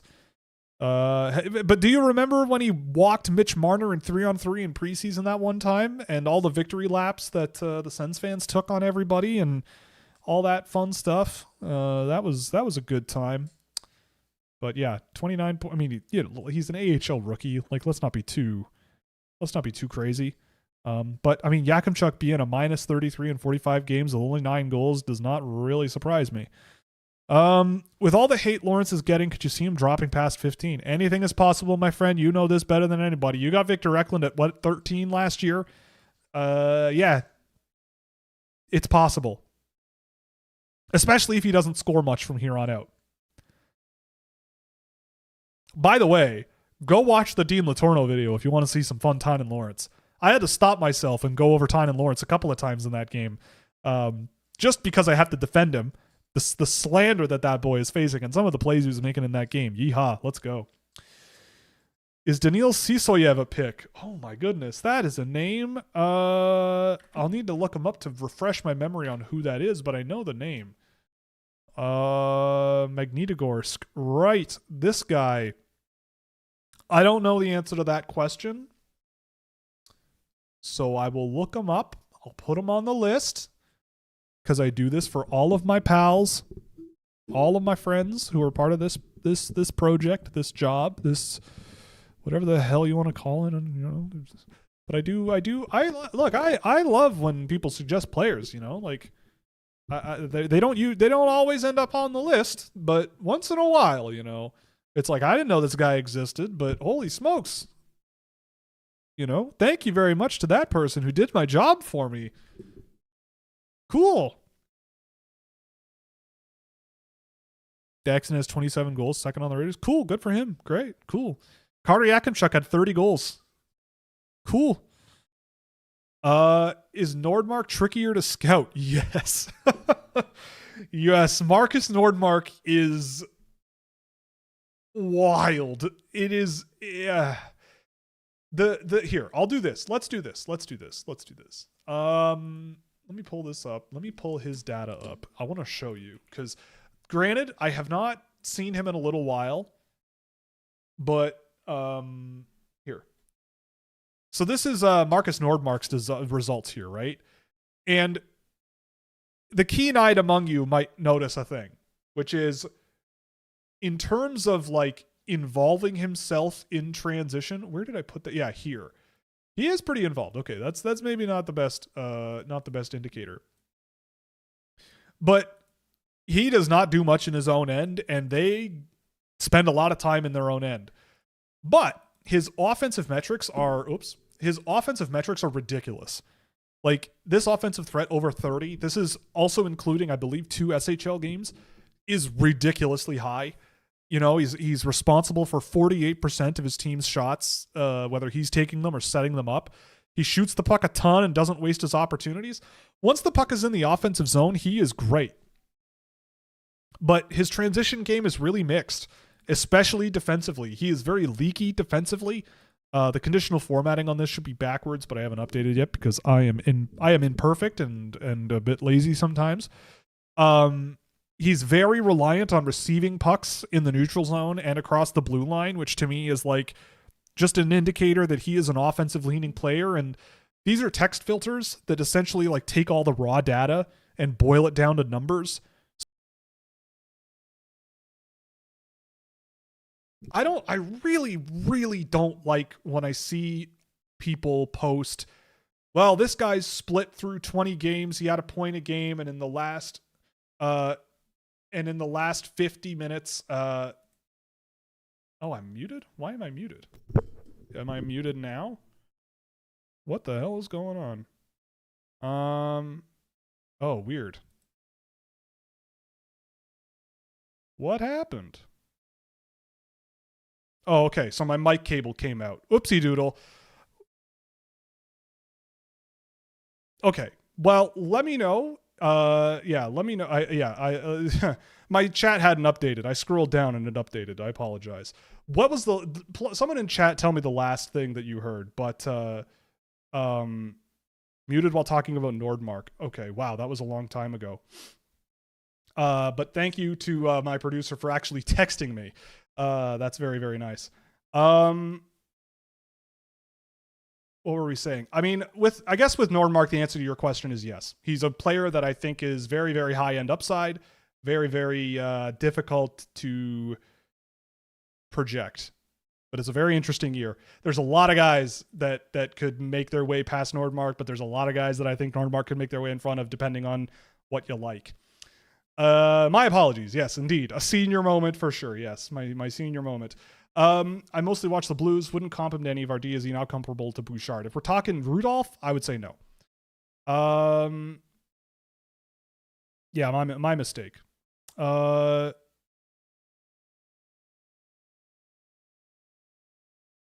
were we? Oh my goodness, there's a lot to catch up on here. Yep. Yeah, so Smits was the one that I answered the entire Smits thing and didn't even know that I was muted. Yeah, but Schmitz is great. I won't be too long on it. We'll move on. But the thing for me with Schmitz is like I keep seeing him in different settings, and expecting to be underwhelmed, and he impresses me. And the Olympics were the most recent one. He played that U.S. team and did not look out of place whatsoever. I remember him shutting down some of the best players in the world and looking pretty comfortable doing it. He was running Latvia's top power play, looking pretty good doing it. To me, that matters. That's an incredible achievement for me. And in the last game I saw, I think it was his last game with Ukraine, and he looked excellent as well on both sides of the puck. Way more refined than he was at the beginning of the year, I think. Beginning of the year, he was Levshinov, but a better skater. Now, I think he's really matured and grown into a pretty good two-way defenseman with a bit of an offensive lean. Okay. Here's where we left off. When I noticed I was muted, or was told I was muted, and saw. Already not third in your ranking, and I know people keep saying he's improved in other areas, but does this drought for Verhoff actually pose a risk for him to fall off even slightly? So what I was saying was I really, really don't like the idea of people throwing out like this player scored this much during this part of the year, and now he's not scoring so much. Looks like he's got to pick it up, or else people are going to jump off the bus. I think that is a really bad way to analyze the sport. Points are not easily repeatable. Sometimes the puck just goes in. You could set up some unbelievable chances. We have an entire text channel in our Discord server where all we do is post moments where the puck should go in the net and it doesn't. And some of the stuff that people post, it's ridiculous. So I look at I look at that kind of stuff and I just go, I don't know. I don't believe in that stuff. Also, yes, I do like to hear myself talk. I run a YouTube channel where I yap for 4 hours a week. Imagine me liking to hear myself talk and doing that. Who'd have thought? But yes. What was I saying? With oh my goodness. Yeah, with Verhoff. Like, it's the same thing with Tynan Lawrence, right? If Tynan Lawrence spent the entire season with Muskegon and scored at a 95-point pace in the USHL, would anybody care? Like, would anybody be doubting him?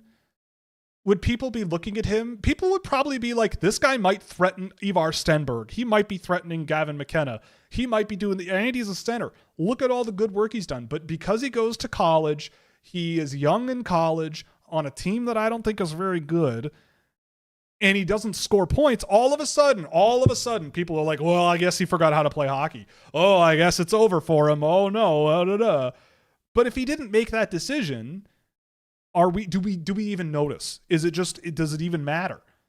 And I would argue that, like, if that's the case, then you got to sit down. Like, you can't just wildly shift your opinions on a player, because there are things that Verhoff does in a game that can lead to production.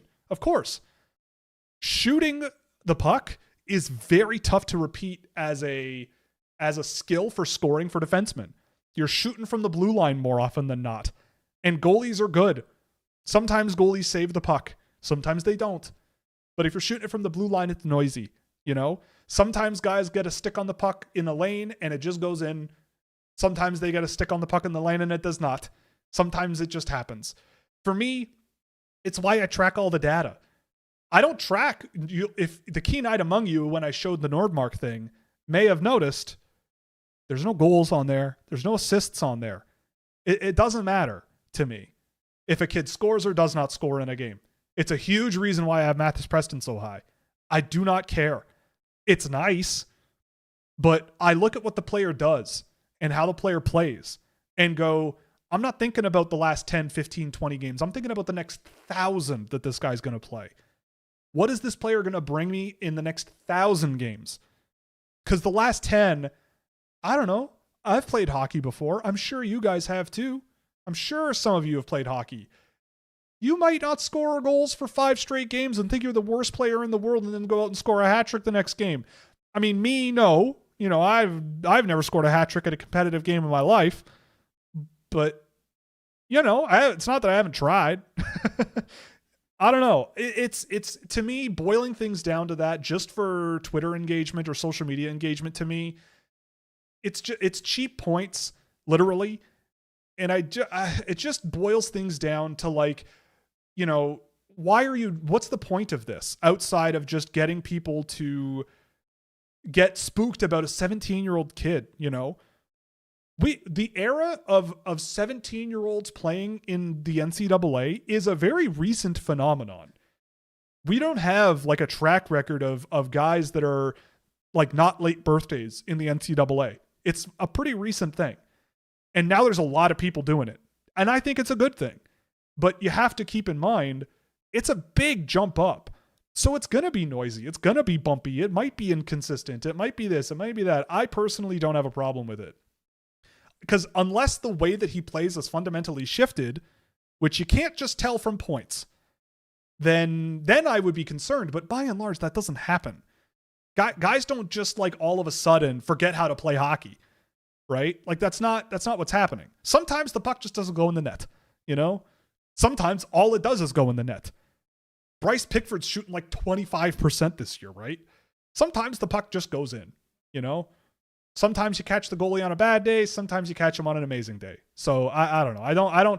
I watch the players play and let that be the decision, not look at their last 10 games and how many points they've scored and go, uh-oh, guess I better knock him down 5 spots on my draft board, you know? Like, I just think that's nonsense.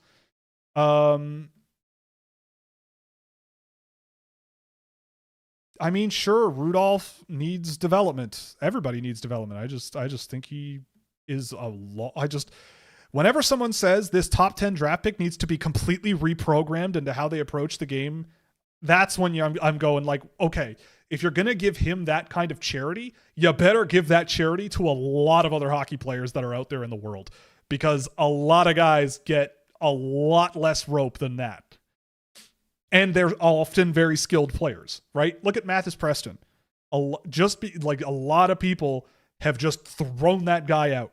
He might be a 2nd round pick at this rate, you know? So if you're going to do that, not saying you are, but I'm saying if people in the industry are doing that, you better be able to extend the same courtesy to a lot of other players. A Minnesota versus Buffalo Cup final, that would be something. Oh yeah, Schaefer has Bobby Orr vibes. Schaefer is one of the most amazing 18-year-old defensemen I think I've ever seen. Just unbelievable. I think he's like a one of one. Yeah. Paul Coffey reincarnated. Like, just an unbelievable defenseman. At what pick of the first round did you say, yeah, I'm down to trading down at 11 and beyond? Honestly, like 3. Like, once McKenna is off the board, all bets are off, honestly, in my opinion. Whether or not he goes first overall, I couldn't care less. But I think this draft class is so close from 3 until 10 or 11, and then from 10 or 11 until like 40, that if you're not drafting right up at the tippy top, yeah, trade down. See what people will. If you have the 3rd overall pick, someone desperately wants Keaton Verhoff. All right, what do you give me? What will you give me? Because I bet you could do some damage. Former Toronto assets all tearing it up. You're damn right they are. That's tradition, man. That's just a tradition. Projection for Daniel Niemanen. Maybe a 3rd pair guy. Like, fun to watch, skilled. I don't think he's going to get a power play in the NHL, but his play style might lend itself to that.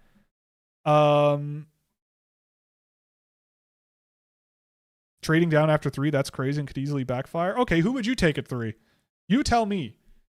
Who's the guaranteed, if Stenberg and McKenna go 1-2, who is the guaranteed cannot miss guy you draft at 3? Because I would argue there are 6 or 8 guys that I don't know the answer to that question. So if you have a player where you're like, I will never trade the 3rd overall pick because it is this player for sure, I'd love to know who that is.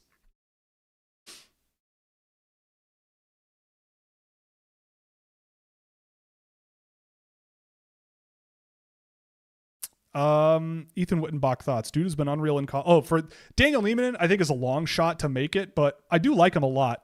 I just don't think he's anything more than maybe a bottom pair guy that maybe gets a second power play unit or something like that. But he's in Nashville, so anything is possible. They love guys like that. Wittenbach thoughts. We did a whole game tape on, or a video room on him. You can go check that out. I am not as high on Wittenbach as a lot of Flames fans are. I don't think you can label him a steal right now. The number of players out of that conference and that program that are in the NHL, you can count on one hand. And you're like, Colin Graff is the number 1 guy right now. So maybe that's the type of player you're looking at with a Wittenbach, like a skilled winger who can chip in offensively, but like not be a premier guy for you. And if you get that, then that's a great pickup in the 5th round, and that's possible. But like the bus is really wild with Wittenbach, and when I watched him, I saw exactly the equation and how it's working. As soon as the puck is in the defensive zone, relatively anywhere close to your line mates, he's in the neutral zone. He's looking for the stretch pass, right? In the offensive zone, he's not really touching the puck a whole lot, but someone's getting him the puck in the offensive zone. He's got a hell of a shot, and he's got a great set of hands that he can sort of move the puck around with and make something happen. But the game I watched, he was playing another Ivy League team, and those teams are not very good. So I am very cautious about Wittenbach. And that's coming from a guy who had him ranked last year. I like him. I did not expect this at all, but I certainly don't think you've got a Mark Stone there. I don't think you can say that right now at all. If he was a week older in a 2026 pick, how does Mikkel Eriksson's draft year look, and where would you take him? I didn't have him ranked last year because I think his game doesn't project to the men's level very much. I think it's pretty telling that he hasn't really played in the SHL, right? Like, he's been pretty much a lock in the under 20 level. I saw him play for the Norwegian national team this year for the under 20s, and I didn't think he was amazing. But he's played in the SHL. Okay, so he has played in the SHL. He's played a cup of coffee in Allsvenskan recently, so that's good. I think he's a very, very good skilled forward. I still think he's a long shot because he is pretty slim and knocked around a little bit too easily and lacks the explosiveness, I think, to play that skilled brand against men at higher levels. And I think that's why you don't really see him playing a ton against men until very recently. So I'm a little cautious. I don't think he's going to save the Rangers, but he is a high upside bet. Like, if he hits, he'll hit good. Like, he's very skilled. He can play center. It's just a matter of physical development, resisting pressure in the NHL, and having like a level of explosiveness that can escape pressure and work around grown men. Anyone in the U.S. high school system to look out for this year? The only one that's really sort of looked interesting to me is Joe Eriksson, a Minnesota high school kid who plays with the Chicago Steel twice this year. He's like a 6'5" center, and I'm kind of curious about him. I want to see more of him though before I'm really sure. I like the sort of skill, and he's got a good shot, and he's a big boy, and I want to watch him when he comes back, I would imagine, to Chicago before the end of the year, but he's the only one that's really, but I haven't done a deep dive on high school guys this year.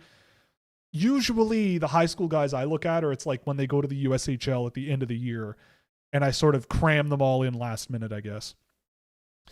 Ilya Shabinsky. I don't know who that is. That very well could have been a fake name, and you could have tricked me.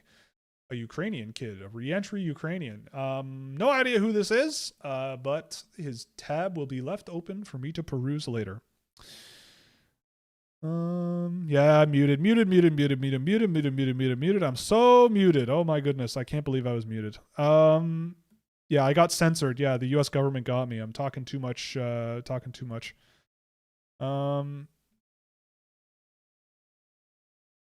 my boo-boo. My mistake. All right. If you had unchecked power to improve or change Canada's minor and junior hockey development system, what would you do? Definitely the key, I think forward wise and skill wise, like there's no problem. But with defensemen, I would want them, like my whole angle would be, I mean, number one, get goaltending in order, like centralize goaltending training as much as possible and get more kids playing goaltender somehow with programs, get more teams with dedicated goalie coaching, and have my defensemen really work on like leading with their skating ability and leading with like a more strategic and tactical defensive approach. I think we have a very passive defensive style in Canada that lets the game come to them. Their breakouts are often very delayed, very risky, and require time and space to make them work. And I think that's way too easy for teams to counter. I think that they should be working D-to-D passes a lot more tactically, like a lot more often, work with open space a lot more rather than trying to chip the puck up the ice into traffic and into the opponent and all of that stuff. I see that all the time with the junior teams in Canada. That would be a primary focus. I think in terms of forwards and skill and flash and razzle dazzle and training like that, I don't think there's anything wrong there. I think it's undeniable that Canada is really, really good in that regard. But for me, it's like the infrastructure around goaltending is a big factor. And defensive zone breakouts for defensemen and tactical neutral zone defending tweaks are all big factors for me that I think I would focus on.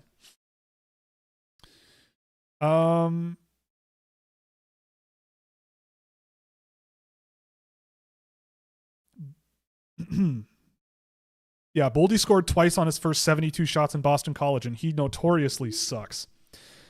Will, who's the greatest F1 driver of all time? People won't like my answer, but I think it's Max Verstappen. That guy, man, like maybe Michael Schumacher, you could argue.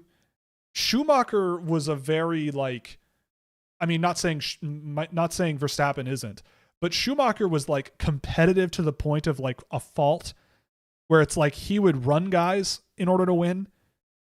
Verstappen is, in terms of like quality of driving and how he's able to like if you watch any video and anything where it's like about like F1 drivers talking about how their cars work and how they like their cars to drive and all that stuff, Max Verstappen is like, I literally want to be on the edge of death every single second of every single lap all of the time and have the pedal to the floor as much as possible and take every turn as hard and as tight as I possibly can and just be the fastest guy in the entire world. And I think that's how he races, and I think it works.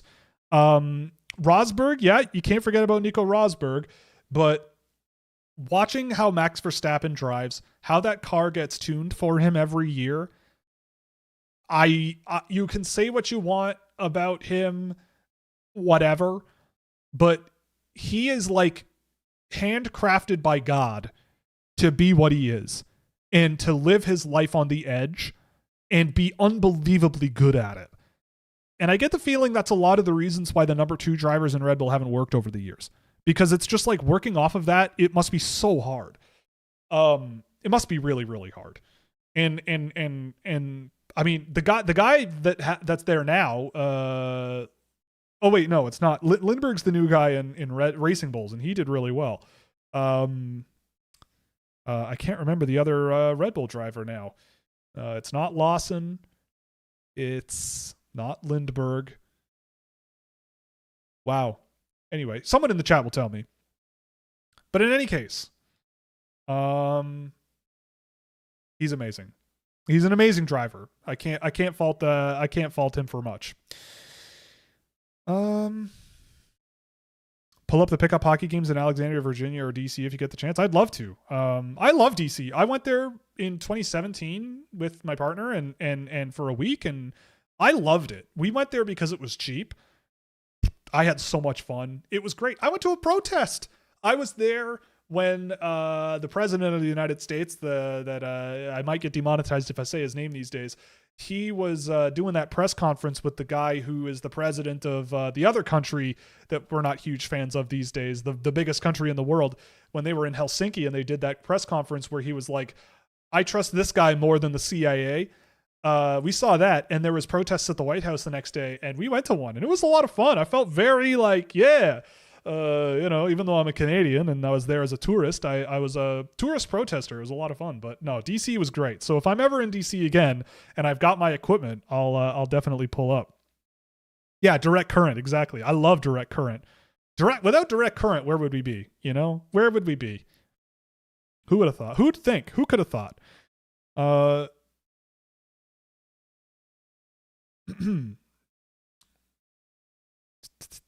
Wayne Gretzky. Yeah, so you would take Wayne Gretzky at 3? Got it. Yeah, cool. Mathis Preston is the most obvious Flames late first, early second round pick. Exactly. The Canes take a wild swing with Rubrek. I 100% agree.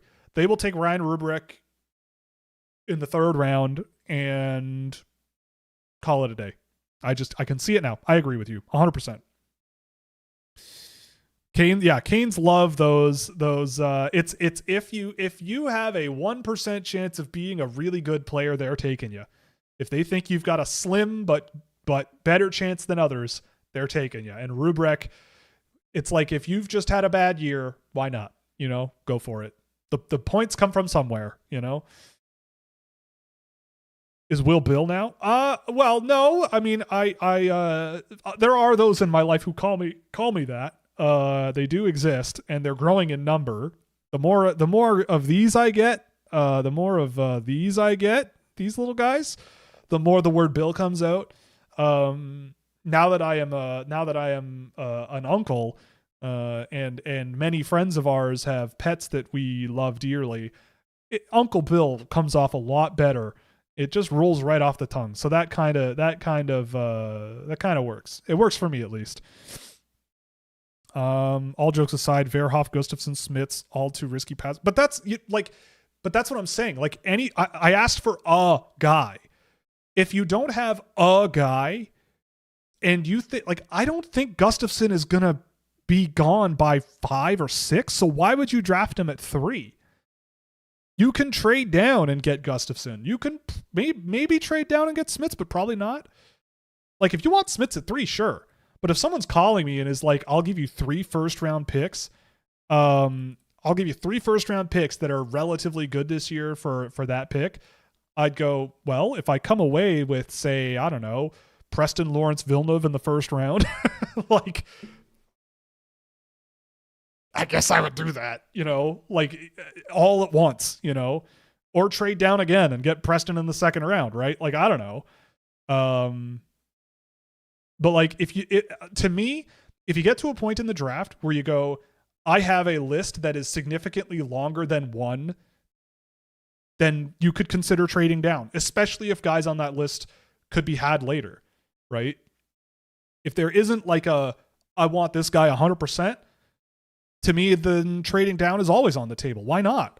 I don't think it's crazy. What if someone offers you like 4 first-round draft picks or 3 first-round draft picks in a 2nd round? Or what if someone offers you a second pair to, like, an NHL thing that you're hoping that one of these guys becomes, and then some, right? Like, I don't know.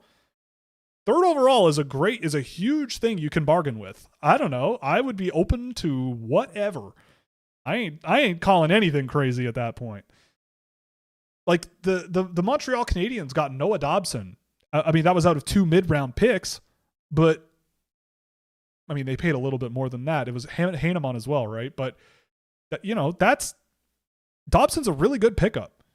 So obviously, I'm not trading 3rd overall for Dobson, but I think it's a reasonable thing, especially in this year's draft class. I think you're getting a lot of really good players, but I'm open to whatever. I'm open for business. Best form of chicken? Cooked. Probably, honestly, like, I'm thinking about in ways that I cook chicken more often. I don't usually get chicken when I'm at restaurants. I usually don't get chicken at restaurants. So I would say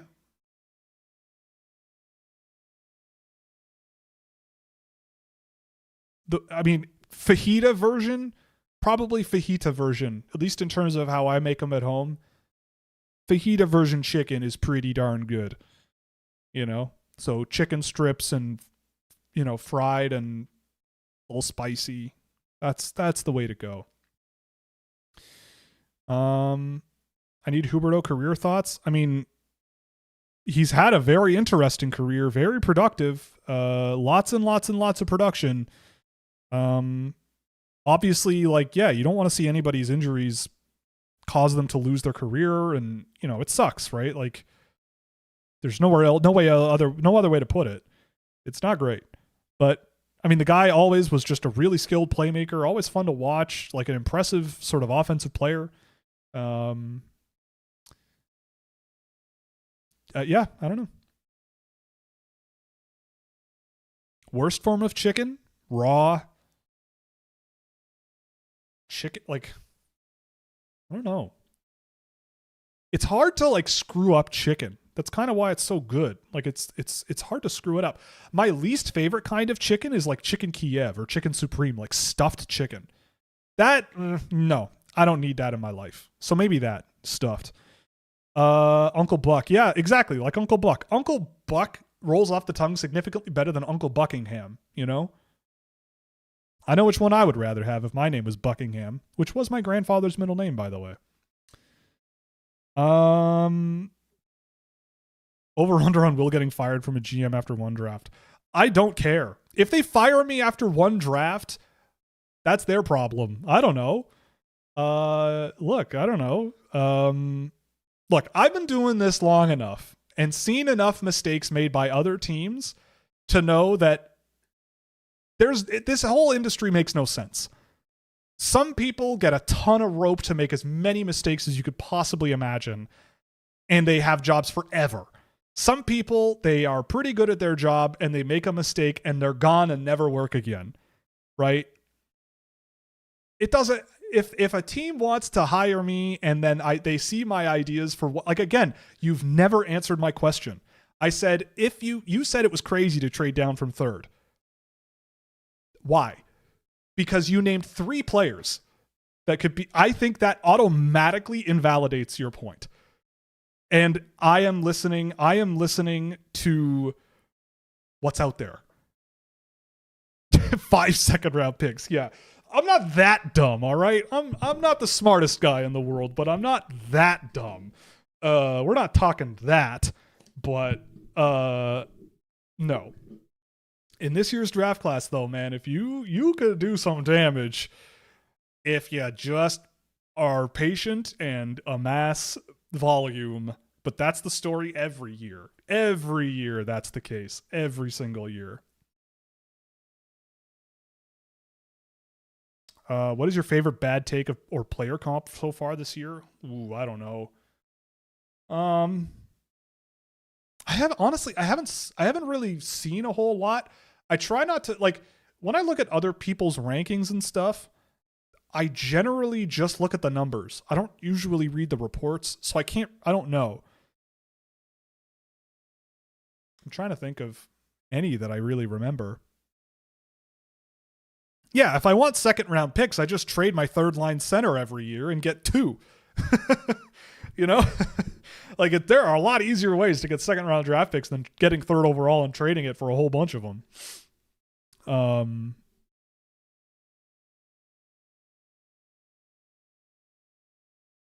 Where were we?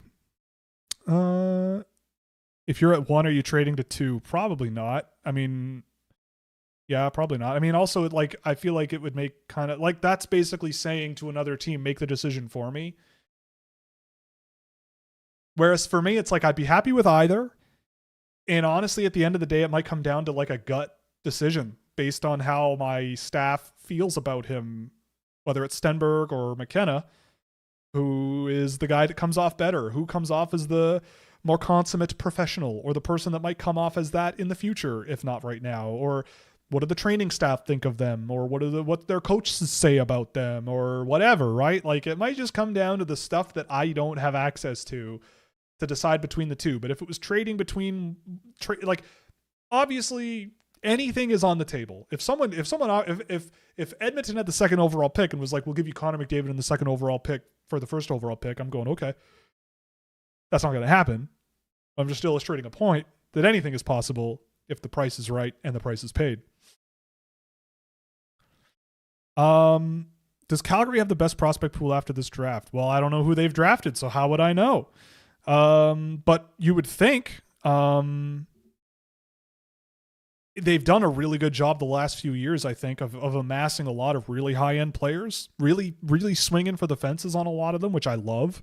I'd rather a team do that in the draft than go, we don't like anybody, so we're just going to draft a big guy and hope in 10 years they play the seventh defenseman job for us. You know, it's like, then I can look smart. It's like, I'd rather you just swing and go for it, and Calgary's doing that. And if they keep doing that through this season, then the rest of the league might be in a bit of trouble eventually. So it's entirely possible. And I would argue that Calgary is, at the very least, in the top echelon in the league. I'm looking at my data and my model this year, and they are sitting 9th, but they're not far back from 3 teams ahead of them. Other teams have just drafted more and have guys that are a little older that are in like the AHL, so they model a little bit better. But that doesn't mean Calgary's looking bad. They're doing just fine. Nathan Mays. Yeah, true. Nathan Mays is the GOAT. I shouldn't talk too much about Nathan Mays. I mean, I didn't bring him up. You did. So fried chicken is overrated. I mean, fried chicken can be bad. Good fried chicken, though, is unbelievably good. Like, I remember after I did a Tough Mudder right before the pandemic started.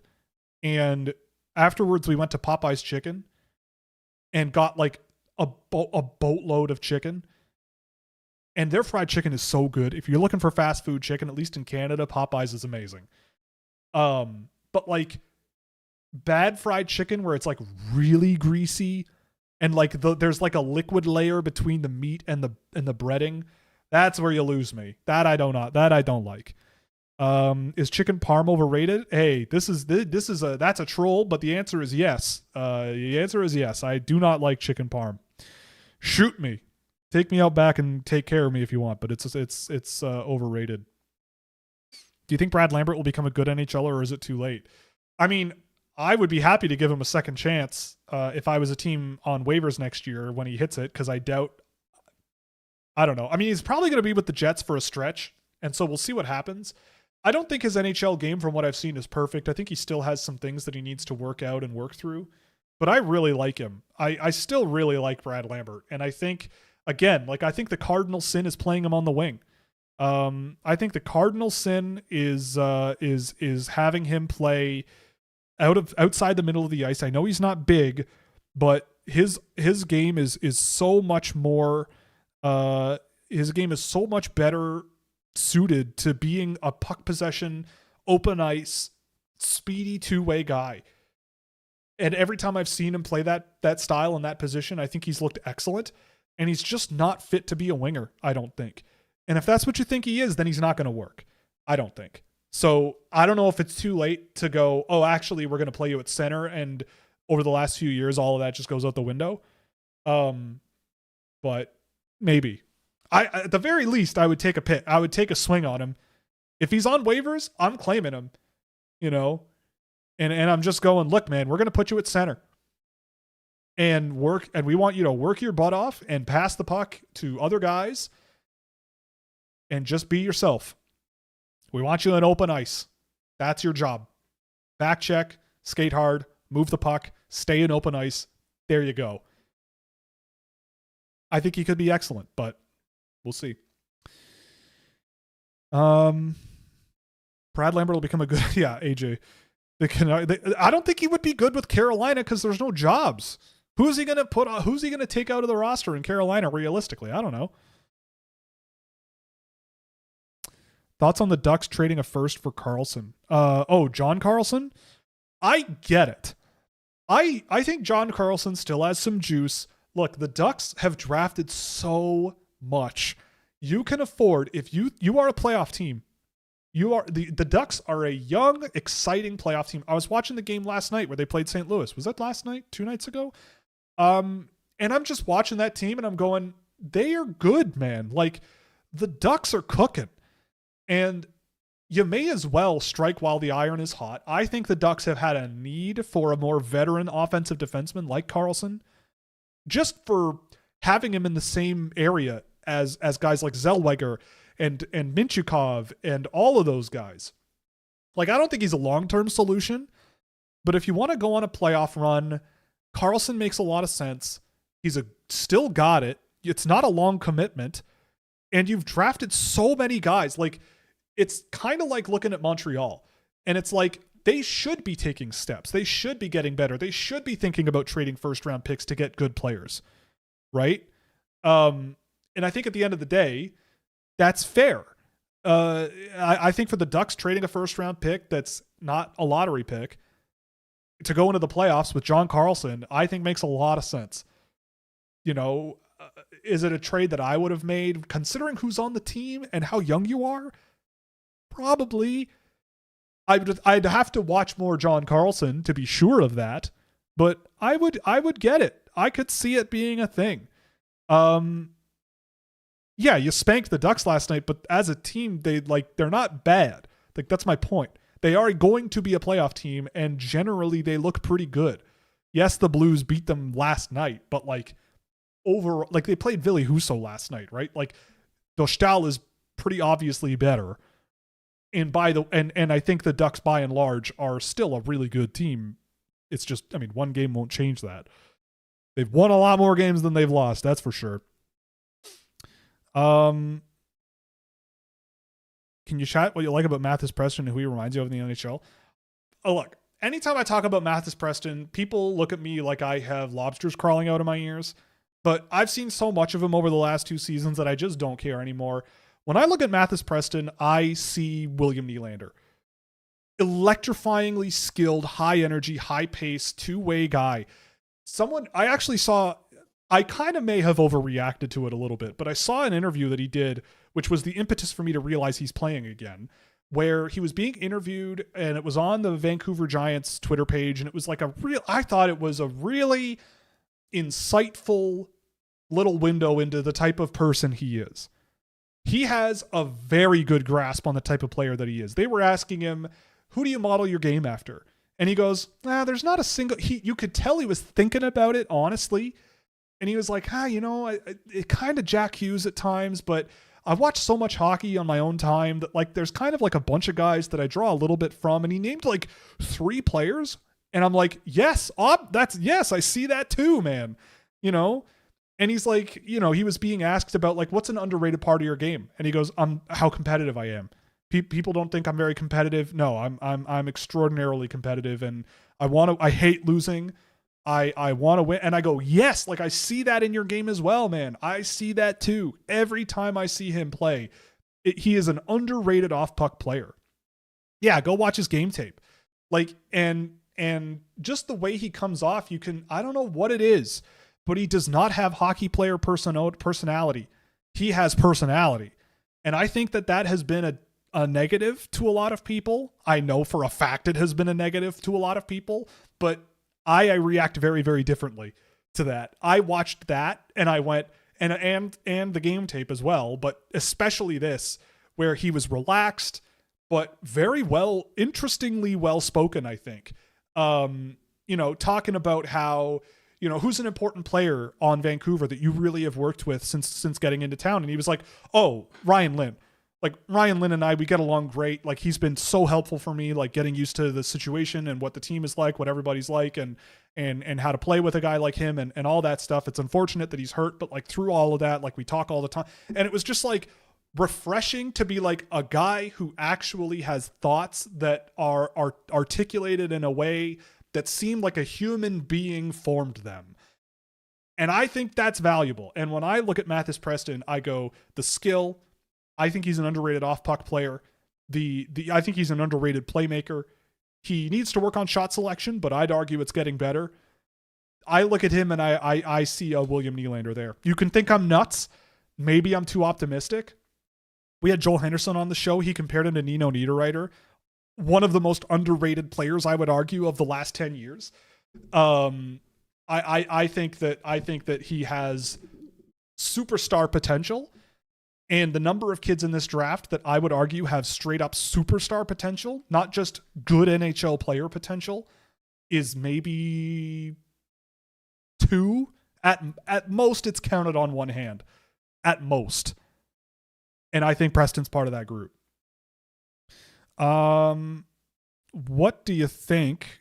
What do you think about where they'll be available? Van Hanen and Ruck, Marcus Ruck. I don't know if Van Hanen will get picked. Maybe as a fifth and later type guy. Marcus Ruck, I would maybe think about him in that range too. I'm not a huge fan of the Ruck twins. I like Liam more than Marcus personally. Maybe mid rounds for both of those guys at the very earliest. I'm not sure. Van Hanen's not on my list. I just don't think his game projects to the men's level very well. But he's certainly very, very fun to watch. He's a very entertaining player to watch. Do you think Leahy's a top 6 center? Jim Leahy, maybe, yes. May he rest in peace. But telling people Gavin McKenna is the next Patrick Kane, do you think that's a good comparable? I think that's like the optimistic version. I think that's like if you find his Jonathan Taves, if you find the right supporting cast around him, then yes, he could have a very Patrick Kane-like career. Where, yeah, he's got defensive gaps, but you don't care because he has 120 points and wins Stanley Cups, so who cares? Right? Like Kucherov style. You know, Kucherov, I think, has shored up his defensive game a little bit better than you would think, but he's not known for his defense. Right? But you don't really care because he has 140 points. I think that there are the thing about it is, I think Joel Henderson, again, to quote a good pal of mine, I think he put it really, really well. There are 2 outcomes with Gavin McKenna. On one hand, he is with the right mix of people around him, both for a personal reason and for hockey reasons. And his game is just an excellent addition to that group. You win Stanley Cups. He's a Hall of Famer. Everything's incredible. He's 100 plus Art Ross, whatever. Everything's amazing. And he scores and scores and scores. And he's a superstar. Even if his defensive game isn't amazing, you survive. That's fine. I would love that. On the other hand, you have like an Elias Pettersson, where he does score and earns himself a huge contract, and then he's the guy, but the supporting cast isn't there. The group around him isn't the right mix, and things start to fall apart, and the fans start to pick up on the shortcomings, and the fans start to pick apart his game more, you know, and management starts to wonder about him, and things get a little bit questionable. That's a problematic situation. So it's like, to me, that's where things get a little bit complicated with a guy like McKenna. To me, you're going to have the right mix around him to make your team really achieve and have him achieve at the number 1 top percentile outcome, right? It's not impossible. That's not what I'm saying at all. It's just, it's in the future. It's hard to tell. We don't know what team he's going to, right? I would argue that most of the teams at the bottom of the standings this year, drafting McKenna, their job's not done yet. It's not going to be put McKenna in the NHL next year, boom, you go straight to the playoffs. I don't think that's what's going to happen with most of those teams. It depends, but we'll see. So it's is he Patrick Kane or is he Elias Pettersson, right? Both of those things, they're good players, but their setting and their context and their career trajectory really colors how people perceive those players, right? So it depends. It depends. I think he could be that. It could be that type of career. It could go also a different direction while still being a very, very valuable player. All right, let's bang through the rest of this. Jay Beagle, Jeff Halpern, Boyd Gordon, Nick Dowd, Brooks Like ranked. Go. Oh my God. That's so many guys. Oh man. I honestly don't remember much of Jeff Halpern. But from what I recall, he had his time in the sun, man. But you're right. The Capitals really know how to shape a bottom 6 center, man. Like bottom 6 forwards in Washington, they go pretty hard, man. But I don't know the answer to that question. I think The one that I've liked the most, but I probably have seen him the most, is Nick Dowd. Maybe something like that. I don't know. Mason McTavish has been struggling a lot this season, especially recently. I know you were particularly high on him. Do you think they jumped the gun assuming he'd be their 2C? Yes. Yes. McTavish to me was always much more likely a middle six winger. That's how I always kind of saw his game projecting at its best. Yeah. I think they jumped the gun. I agree. Yes, Matt Hendricks did go hard as F. Who would you add to Detroit in the next free agency? Detroit Rock City, huh? Let's see what we got here.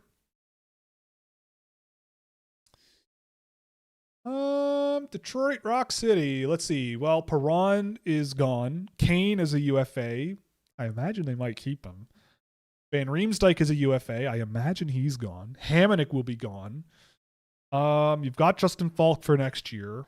You probably are okay for defensemen. You hope Sandin Pellikka takes a step. Edvinsson was good this year. Is good this year. You've got John Gibson in net. You might need a backup goaltender. So sign whoever. I don't know. Some guy in Russia or something. I don't know. Yeah, it looks like forwards are kind of where you might want some more value. You might want like some more scoring. I don't know if there's a whole lot you really need. If you want to be like really, really, really good, I mean, maybe you could use, I guess you could use a center. You probably want to go out and grab a center.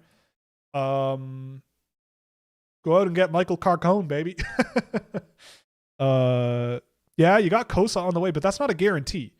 Like, Kosa also will have the benefit of being, no, he won't be. He'll be waiver eligible next year, I think, won't he? If that's the case, then yeah, you might have to put Kosa in the NHL, and then there's your answer. You just better hope that for a rookie he's good, because the Red Wings are a team that probably wants to make the playoffs next year. But I mean, if he's not a good backup, then you take it as a development year. Yeah, maybe you open the wallet for Nick Schmaltz. That would be fun. Boy, slim pickings this year, huh? Maybe, geez, I don't know, man. Charlie Coyle, but he'll probably get way too much money. Make Evgeny Malkin a Detroit Red Wing. There you go. Yeah, not a lot of centers, but I think that, if anything, that would be on my shopping list if I'm Detroit. Did I say it right? Detroit? I've been called out for saying it wrong. Are you watching para ice hockey? I am a little bit here and there. I did see I saw something the other day. Was it the US? You mentioned something. Yeah, the Team Canada defender had 7 points against Japan. Yeah, I saw that. But someone had this ridiculous goal, like right, like it was like 2 feet out from the net, and it was like shot at an angle like this. And I was like, man, that's such a cool thing about para ice hockey is like, they're much lower to the ice, but like because they're lower to the ice, like the leverage to get the puck off the ice and up in the air is so much easier. And like it's very, very interesting. It's been fun watching para ice hockey when I've been able to catch it. The wheelchair curling also, I've watched a bit of that. That's been fun, man. It's cool. Some of the shots that I've seen on the men's and women's side in the para curling has been so cool. Like really great, really, really cool sport that I've enjoyed watching, and it's been fun watching it. Stenberg, McKenna, Preston, Verhoff, Gustafsson, Lawrence, Bjork, Reed, Schmidt's thoughts. No. Yeah, I think that with McTavish, you're right. I think he always projected to me more as a middle six winger. And I did not think he should have gone straight into the NHL, let alone under Greg Cronin. That I don't know. But I mean, look, when I watch the Ducks, which I've seen the Ducks a bit this year because I do like watching them because they're young and they've got a lot of guys on that team and they've had this very interesting draft strategy and they've drafted some guys that I haven't really agreed with it, but I'm not so prideful that I like will refuse to accept that like those picks are actually good players. Like I watch the Ducks to be like, okay, like I want to see what these guys look like and how guys have been successful and why. And they're a good example of that. And with McTavish, it's like he's a player. Like I see his value on that team. But yeah, like I feel like playing him at center is not real. Oh, right. It was the COVID bubble year. Right. But I still don't know if the NHL was the right call for an 18-year-old like that. Like, unfortunately, it's maybe the way it had to go, but either way.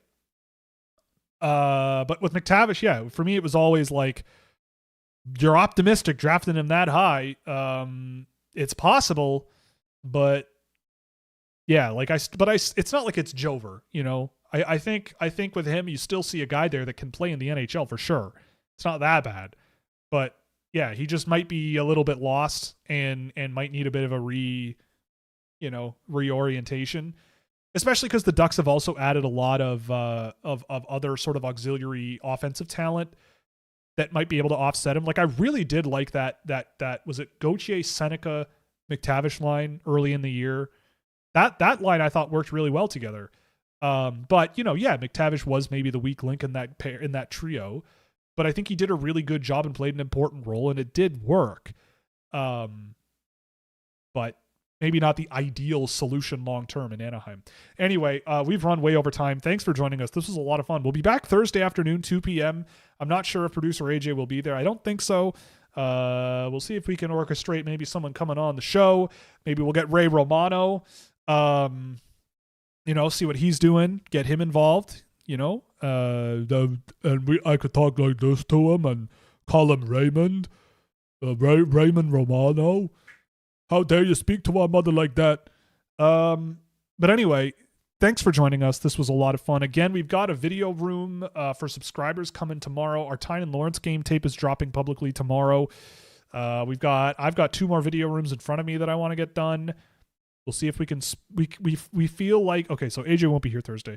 I feel like we've maybe got a couple more video rooms that we can get through. So if you're a Scouching community member, which you can get through scouching.ca, you can definitely influence my decision making on that, and we'll go from there. But anyway, thanks for joining us. This was a lot of fun. Stay safe. Be well. Be nice to people. Feels pretty good. Be calm. It's way more fun. And enjoy the rest of your evenings or tomorrow or whatever you want to call it. Or if you're the Australian, I know we get Australian viewers. Enjoy your day. Have a good one. A great one maybe. And we'll see you Thursday afternoon, 2 p.m. Eastern time. Stay tuned for all the content. It's going to be a lot of fun. Thanks very much. Au revoir.